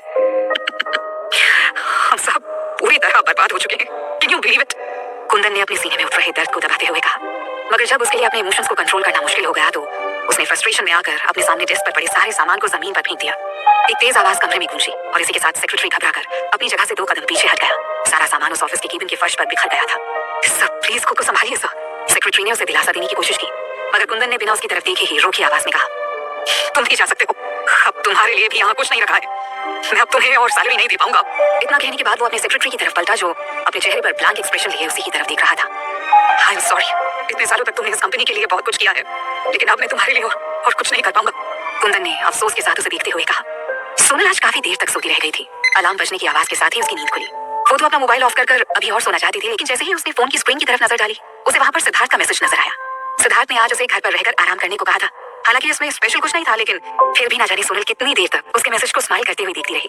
कल रात को सिद्धार्थ ने जितने एफर्ट्स उसके लिए किए थे ना, उसके बाद उसके पेट का दर्द पूरी तरह गायब हो गया था। हालांकि आजकल फैशन हब में काम बहुत ज्यादा था, ऐसे में वहां से छुट्टी लेना बिल्कुल भी सही आइडिया नहीं था, लेकिन फिर भी सिद्धार्थ के मना करने के बाद अब उसने डिसाइड किया कि वो आज घर पर ही रहेगी। फ्रेश होने के बाद वो नीचे आ गई। उसने सोचा जल्दी से अपने खाने के लिए कुछ बना भी लेगी, लेकिन जैसे ही उसने किचन में कदम रखा, वो एकदम से सरप्राइज हो गई। सोनल ने परेशानी से भरकर किचन की तरफ देखा, जो फिलहाल किसी बैटलफील्ड की तरह नजर आ रही थी। किचन के सारे कैबिनेट्स के दरवाजे खुले हुए थे। जितने भी बर्तन उसने अच्छे तरीके से साफ करके और अरेंज करके रखे थे, ऑलमोस्ट वो सारे ही इस वक्त बाहर निकले हुए थे, जैसे यहाँ कोई 20-25 लोगों के लिए डिनर रेडी किया गया हो। किचन प्लेटफॉर्म पर ढेर सारे अदरक के पीसेस और गुड़ के टुकड़े पड़े हुए थे। ये सब देखने के बाद सोनल को जोर की हंसी आने लगी थी। सिर्फ एक चाय बनाने के लिए सिद्धार्थ ने पूरी किचन की हालत कर दी थी। इससे अंदाजा लगाना मुश्किल नहीं था कि कल रात को जब वो यहाँ किचन में आया होगा, तब उसकी क्या हालत रही होगी। सबसे पहले उसने पूरी किचन की अच्छे से सफाई की और फिर अपने लिए एक सिंपल सा ब्रेकफास्ट बनाया। अब घर में ज्यादा कुछ करने को था नहीं, तो वो कुछ ही देर में बोर होने लगी थी। कुछ सोचकर वो वापस अपने रूम में गई और वहां से अपनी study materials, drawing paper, brush और कलर्स ले आई। उन मटेरियल्स में उसने काफी सारे आइडियाज नोट कर रखे थे। उनके हिसाब से ही उसने ड्राइंग करनी शुरू कर दी। साथ में वो अपनी इमेजिनेशंस भी यूज करती जा रही थी। जब सारी ड्राइंग कंप्लीट हो गई, तो उसने उन सबको बारी बारी से देखा। ड्राइंग्स वाकई काफी अच्छी बनी थी। सिद्धार्थ ने वैसे तो उसे आज घर पर ही रहकर आराम करने को कहा था, लेकिन उन ड्राइंग्स को देखने के बाद सोनल के लिए घर पर रुकना मुश्किल हो रहा था। वो इतनी ज्यादा एक्साइटेड थी कि उसने डिसाइड किया कि वो इसी समय फैशन हब जाकर वहां अपनी डिजाइन सबमिट करना चाहती थी। लेकिन मुश्किल ये थी कि पंक्ति इस वक्त यहाँ मौजूद नहीं थी। फैशन हब की तरफ से फैशन शोज में पार्टिसिपेट करने के लिए वो इस वक्त फ्रांस में थी, इसलिए सोनल ने डिसाइड किया कि वो ये डिजाइन पहले लवली को ही दिखा देगी। फैशन हब पहुंचकर वो सीधे लवली के केबिन की तरफ चली गई। लवली उस वक्त ऑफिस में ही थी। उसने लवली के केबिन के बाहर खड़े होकर डोर को नॉक किया। कम इन। अंदर से लवली की आवाज आई। How are you ma'am? Sonal ने अंदर आते हुए पूछा। लवली ने बस उसकी तरफ देखकर अपना सिर हिला दिया। उसके डेस्क के सामने खड़ी होकर अपनी बात कहते हुए सोनल बहुत ज्यादा नर्वस हो रही थी, मगर फिर भी उसने तय कर लिया था कि आज वो यहाँ जो करने आई है ना, वो करके ही जाएगी। कल रात जो कुछ भी हुआ था ना, उसके बाद उसने भी डिसाइड कर लिया था कि अब वो खुद को हर दिन और बेहतर बनाने की कोशिश करेगी। अगर सिद्धार्थ उसके लिए इतना सब कुछ कर सकता है, तो क्या वो उसके लिए खुद को बेहतर नहीं बना सकती? अपनी नर्वसनेस को इग्नोर करते हुए उसने लवली से कहा, मैम, मैं फैशन हब में कुछ दिनों बाद जो फैशन शो होने जा रहा है, उसके बारे में बात करना चाहती थी। क्या आप लोगों ने उस फैशन शो के लिए सारे आउटफिट्स सिलेक्ट कर लिए हैं? लवली अभी भी आराम से फैशन मैगजीन के सारे पन्ने पलटने में बिजी थी, लेकिन सोनल की बात सुनकर उसके हाथ रुक गए। उसने अपनी आईब्रोज सिकोड़ते हुए सोनल की तरफ देखा। Why are you asking this? जाहिर है वो सोनल के सवाल से खुश नहीं लग रही थी। सोनल पहले तो बहुत घबरा रही थी, मगर फिर उसने अपनी आवाज में थोड़ा कॉन्फिडेंस लाते हुए जवाब दिया। मैम आपको तो पता ही है, मैं भी डिजाइनिंग की स्टूडेंट हूँ। मेरे पास भी कुछ आइडियाज थे जिन्हें मैंने ड्रॉ किया है। मैं जानती हूँ मेरे पास कोई एक्सपीरियंस नहीं है, लेकिन फिर भी सिर्फ मेरी खुशी के लिए क्या आप प्लीज इन्हें एक बार देखेंगी? सोनल ने बड़ी उम्मीद के साथ रिक्वेस्ट करते हुए कहा। अगर आप लोगों ने अभी तक सारे आउटफिट्स सिलेक्ट नहीं किए हैं और आपको मेरे डिजाइन अच्छे लगते हैं, तो क्या प्लीज उन्हें अपने फैशन शो में जगह दे सकती हैं? सोनल ने फैशन हब में जॉब सिर्फ इसलिए एक्सेप्ट की थी ताकि यहाँ से वो कुछ सीख सके और अपने पैशन को फॉलो कर सके। फिलहाल जो फैशन शो यहाँ पर होने वाला था ना, ये सोनल के लिए बहुत बड़ी अपॉर्चुनिटी थी खुद को साबित करने के लिए। लवली ने अब मैगजीन को डेस्क पर सरकाते हुए थोड़ी दिलचस्पी के साथ सोनल की तरफ देखा। उसे चुप देखकर सोनल की समझ में नहीं आ रहा था कि वो क्या करे, लेकिन अब जब उसने अपने कदम आगे बढ़ा ही दिए थे तो वो किसी भी तरह से पीछे नहीं हटना चाहती थी। उसने आगे बढ़कर अपने साथ लाए सारे ड्राफ्ट पेपर्स लवली के सामने डेस्क पर रख दिए। मैम, ये मैंने बनाया है, क्या आप प्लीज एक बार इसे देख लेंगी? उसने एक बार फिर से रिक्वेस्ट की। मैम मैं जानती हूँ, मैं यहाँ पर बस क्लीनिंग के लिए आती हूँ। आप लोगों के टैलेंट के सामने तो मैं कुछ भी नहीं हूँ, लेकिन अगर मुझे भी फैशन हब के लिए कुछ करने का मौका मिलेगा तो मैं उसमें अपनी पूरी जान लगा दूंगी। लेकिन अगर आपको मेरे डिजाइन पसंद नहीं भी आते ना, तो कोई बात नहीं मैम, मुझे आप लोगों से सीखने का मौका मिलेगा। मेरे लिए वो भी बहुत है। उसकी बातें सुनने के बाद लवली ने डेस्क पर पड़े उन ड्राफ्ट पेपर्स की तरफ देखा और उन्हें पलटने लगी। केबिन में पूरी तरह खामोशी थी, सिवा पन्ने पलटने के और किसी भी चीज की आवाज वहां नहीं आ रही थी। सोनल चुपचाप वहां खड़ी लवली के पल पल बदलते फेस एक्सप्रेशंस को देख रही थी। इस वक्त उसे बहुत ज्यादा घबराहट भी हो रही थी। न जाने लवली कैसे रिएक्ट करेगी, कि सोच सोचकर उसकी धड़कनें बढ़ रही थी। लवली के एसी केबिन का टेंपरेचर काफी कम था, लेकिन फिर भी सोनल के माथे पर पसीना आने लगा था। सोनल ने जो ड्राफ्ट पेपर्स लवली को दिए थे ना, वो लवली बहुत गौर से चेक कर रही थी। करीब 10 मिनट तक सारे पेपर्स को अच्छी तरह चेक करने के बाद उसने सोनल की तरफ देखा। तुम्हारे डिजाइन्स तो काफी अच्छे हैं Sonal. It's bold and trendy. सबसे अच्छी बात यह है कि कॉमन लोग इसे खुद के साथ जोड़ पाएंगे। So personally I really appreciate your designs. तुम अभी फ्रेशर हो और बिना एक्सपीरियंस के ही इतना अच्छा काम कर रहे हो, ये वाकई तारीफ के काबिल है। गुड। लवली के मुंह से अपनी इतनी तारीफ सुनकर सोनल को तो अपने कानों पर यकीन ही नहीं हो रहा था। उसे तो खुद ही अपने ऊपर यकीन नहीं था कि वो सचमुच इतने अच्छे डिजाइन भी बना सकती है।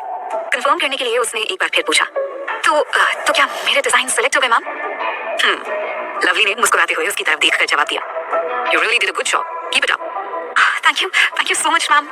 सोनल ने खुशी के मारे लगभग उछलते हुए कहा। आज किसी ने उसके काम की तारीफ की थी कि उसके लिए सचमुच बहुत बड़ी बात थी। अब उसे भी कुछ यकीन होने लगा था कि जल्दी ही वो भी अपना नाम और अपनी एक अलग पहचान बना सकेगी। लेकिन सोनल, मैं तुम्हें कोई झूठी उम्मीद नहीं देना चाहती। तुम्हारे डिजाइन्स बहुत अच्छे हैं, लेकिन फैशन शो के लिए सारी ड्रेसेस ऑलरेडी सिलेक्ट हो चुकी हैं डियर। तो पॉसिबल है कि हम तुम्हारे डिजाइन्स को इस बार के फैशन शो में जगह नहीं दे पाएंगे।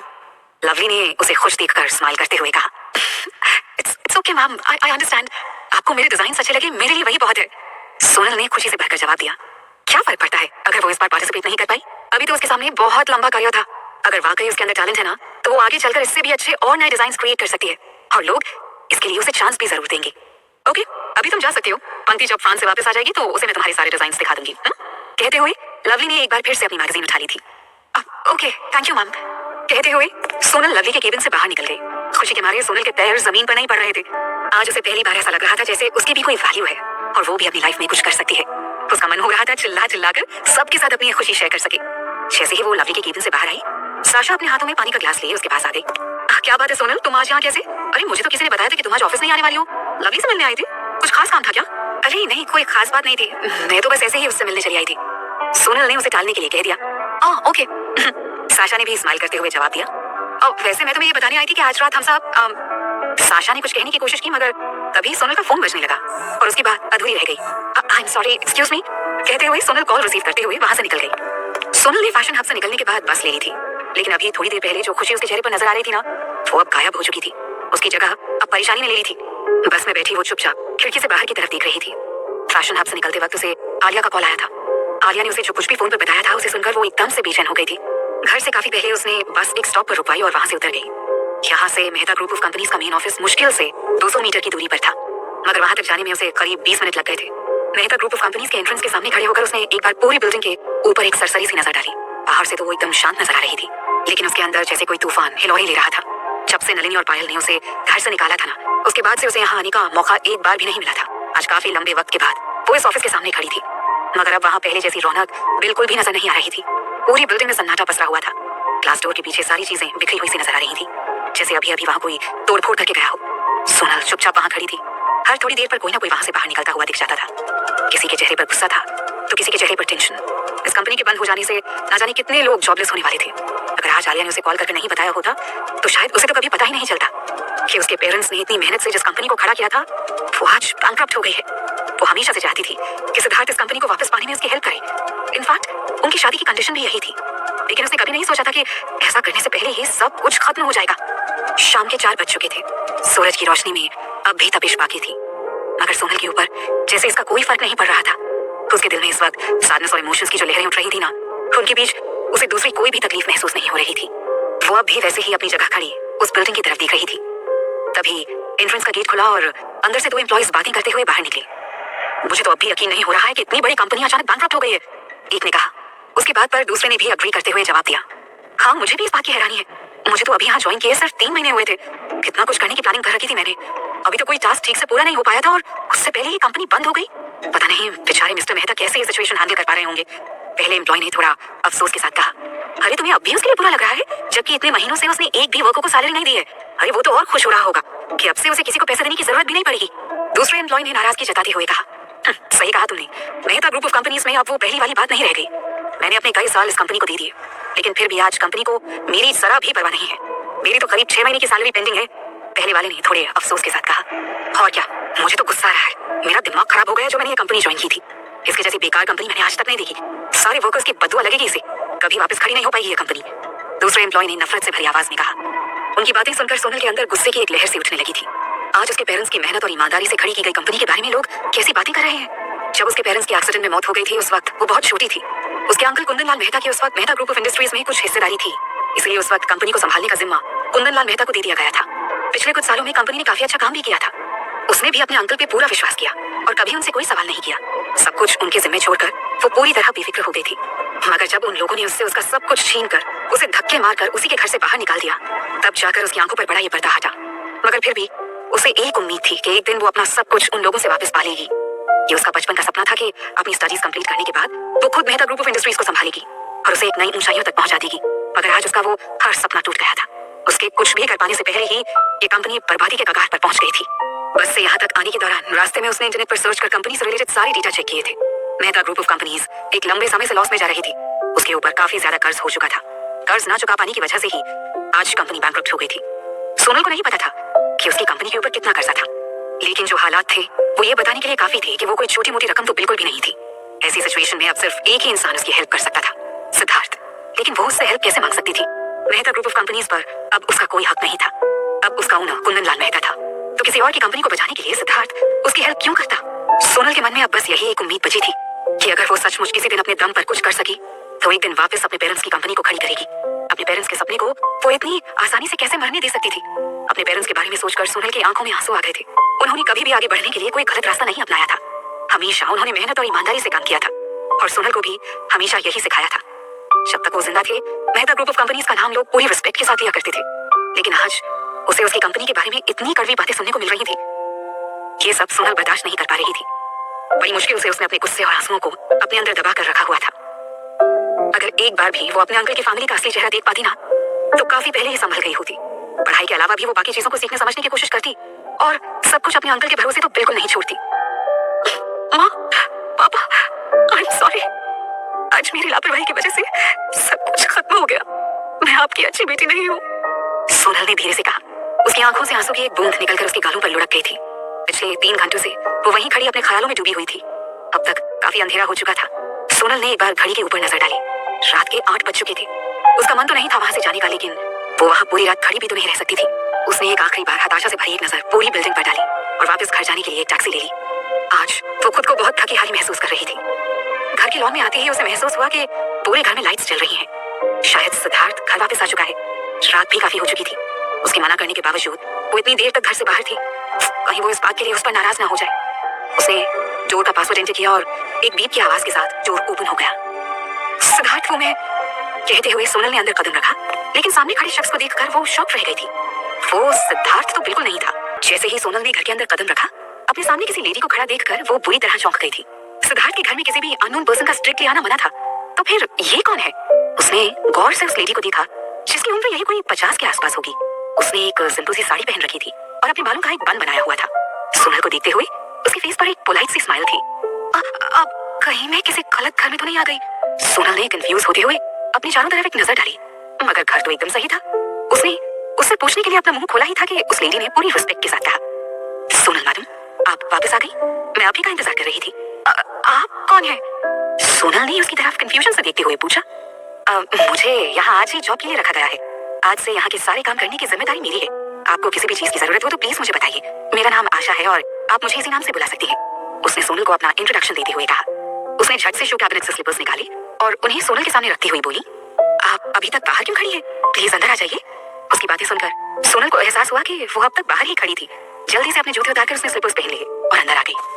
आपको यहाँ सिद्धार्थ ने जॉब के लिए बुलाया है? सोनल को अभी भी यकीन नहीं हो रहा था कि ये सब सिद्धार्थ ने किया है। जी मैडम, मुझे यहाँ सिद्धार्थ सर ने जॉब ऑफर की है, लेकिन मुझे यहाँ उनके पर्सनल असिस्टेंट रोहित अग्रवाल लेकर आए हैं। उन्होंने मेरा नाम सिद्धार्थ सर को रिकमेंड किया था। पर्सनली मेरी उनसे अभी तक मुलाकात नहीं हुई है, लेकिन रोहित जी ने मुझे आपके और सिद्धार्थ सर के बारे में सब कुछ बता दिया है, इसलिए अब आपको परेशान होने की जरूरत नहीं है। मैं सारे काम अच्छे से संभाल लूंगी। सिद्धार्थ ने तो शुरू में ही सोनल से साफ साफ कह दिया था कि वो यहाँ अपने घर के लिए कोई हाउसकीपर नहीं रखने वाला है, इसलिए सारे काम खुद सोनल को ही करने होंगे। आखिर चल क्या रहा है उसके दिमाग में? सोनल अभी ये सब सोच ही रही थी कि आशा की आवाज सुनकर वो अपने ख्यालों से बाहर आ गई। आपने खाना खाया? मैं अभी आपके लिए डिनर रेडी करती हूँ। सोनल को उसके मुंह से आप और मैडम जैसे वर्ड सुनकर ना थोड़ा अजीब लग रहा था। वो उम्र में उससे काफी बड़ी थी, लेकिन ये भी एक सच्चाई थी कि सोनल अब सिद्धार्थ की वाइफ थी और जो भी लोग इस बात को जानेंगे वो ऑब्वियसली उसे उतनी ही रिस्पेक्ट देंगे। नहीं, आपको परेशान होने की जरूरत नहीं है, मैंने बाहर ही डिनर कर लिया था। सोनल ने उसे तुरंत रोकते हुए जवाब दिया, जबकि सच तो ये था कि सुबह ब्रेकफास्ट करने के बाद से लेकर अब तक उसने कुछ भी नहीं खाया था। लेकिन अभी अभी वो जो अपनी आंखों से देख कर आ रही थी, उसके बाद वैसे भी अब उसका कुछ भी खाने पीने का मन नहीं हो रहा था। ठीक है, मैं आपके लिए नहाने का पानी तैयार कर देती हूँ। आप इतनी गर्मी में बाहर से आ रही हैं, आपको इसकी जरूरत होगी।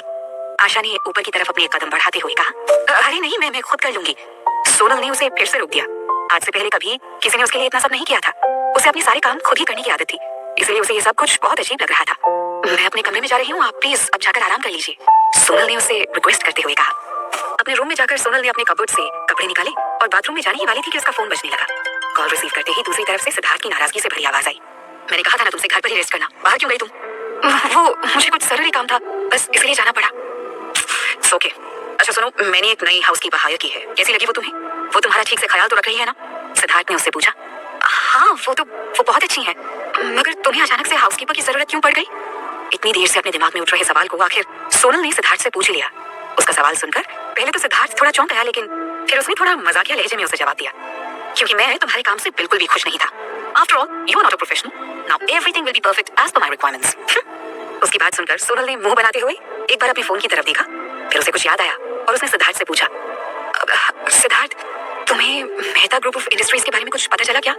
उसकी बात सुनकर सिद्धार्थ एकदम सीरियस हो गया था। ओह, तो तुम्हें भी पता चल गया? तुम्हें इस बारे में फिक्र करने की कोई जरूरत नहीं है। उसकी बातें सुनकर सोनल को अपने दिल में एक दर्द सा उठता हुआ महसूस हुआ। उसे उम्मीद थी कि शायद सिद्धार्थ उसकी कंपनी को बचाने में उसकी कुछ हेल्प कर देगा, लेकिन जिस रूखे अंदाज में उसने उसे ये बात कही थी ना, उसके बाद उसे अपनी आखिरी उम्मीद भी खत्म होती हुई नजर आ रही थी। सिद्धार्थ ने उसे वादा जरूर किया था कि वो उसे उसकी कंपनी वापस दिलवाने में हेल्प करेगा, लेकिन उसके कुछ भी करने से पहले ही कंपनी बैंकक्रप्ट हो चुकी थी। सोनल इस बात के लिए सिद्धार्थ को भी दोष नहीं दे सकती थी, क्योंकि वाकई इसमें उसकी कोई गलती नहीं थी। सारी गलती तो खुद सोनल की थी ना, जिसने अपने अंकल पर आंखें बंद करके भरोसा किया, और आज उसका नतीजा उसके सामने था। उसकी आंखों में आंसू आने लगे थे, मगर उसने उन्हें रोक रखा था। खुद को संभालते हुए उसने जवाब दिया, ओके, गुड। अच्छा, तुम्हें अभी भी पेट में दर्द हो रहा है क्या? सिद्धार्थ ने थोड़ा हिचकिचाते हुए पूछा। उसका सवाल सुनकर सोनल का मन हो रहा था कि अपना सर पीट ले। न जाने ये चैप्टर कब क्लोज होगा, मगर उसने धीरे से जवाब दिया, नहीं, मैं ठीक हूँ, आप थैंक यू सिद्धार्थ। सिद्धार्थ उसे कोई जवाब देता उससे पहले ही केबिन में कुछ और लोगों की आवाज आने लगी। सिद्धार्थ ने फोन को साइड करते हुए उन लोगों को सख्त आवाज में कुछ इंस्ट्रक्शंस दिए और फिर फोन को अपने कान से लगाते हुए बोला, अब सोनल, मुझे कुछ जरूरी काम है, मैं तुमसे बाद में बात करता हूँ, और हाँ, अगर कोई भी काम हो तो खुद करने की कोई जरूरत नहीं है, सब कुछ आशा पर छोड़ देना, ठीक है? वो संभाल लेगी। सोनल ने घड़ी की तरफ नजर डाली। रात के 10 बज चुके थे। सुनो, तुम अभी तक ऑफिस में ही हो? उसने हैरान होते हुए पूछा। हाँ, कुछ जरूरी काम है, सिद्धार्थ ने जवाब दिया। ओके। सोनल ने कसकर अपनी आंखें बंद करते हुए हिम्मत जुटाई और बोली, जल्दी आना सिद्धार्थ। उसकी बात सुनकर सिद्धार्थ भी सरप्राइज हो गया था। उसके फेस पर एक स्माइल आ गई थी। मैं आज शायद घर नहीं आ पाऊंगा, तुम अपना ध्यान रखना, ठीक है? सोनल को यह सुनकर अच्छा नहीं लग रहा था। शायद अब उसे भी आदत हो गई थी सिद्धार्थ के साथ रहने की। उसकी गैर मौजूदगी से अब उसे भी फर्क पड़ने लगा था।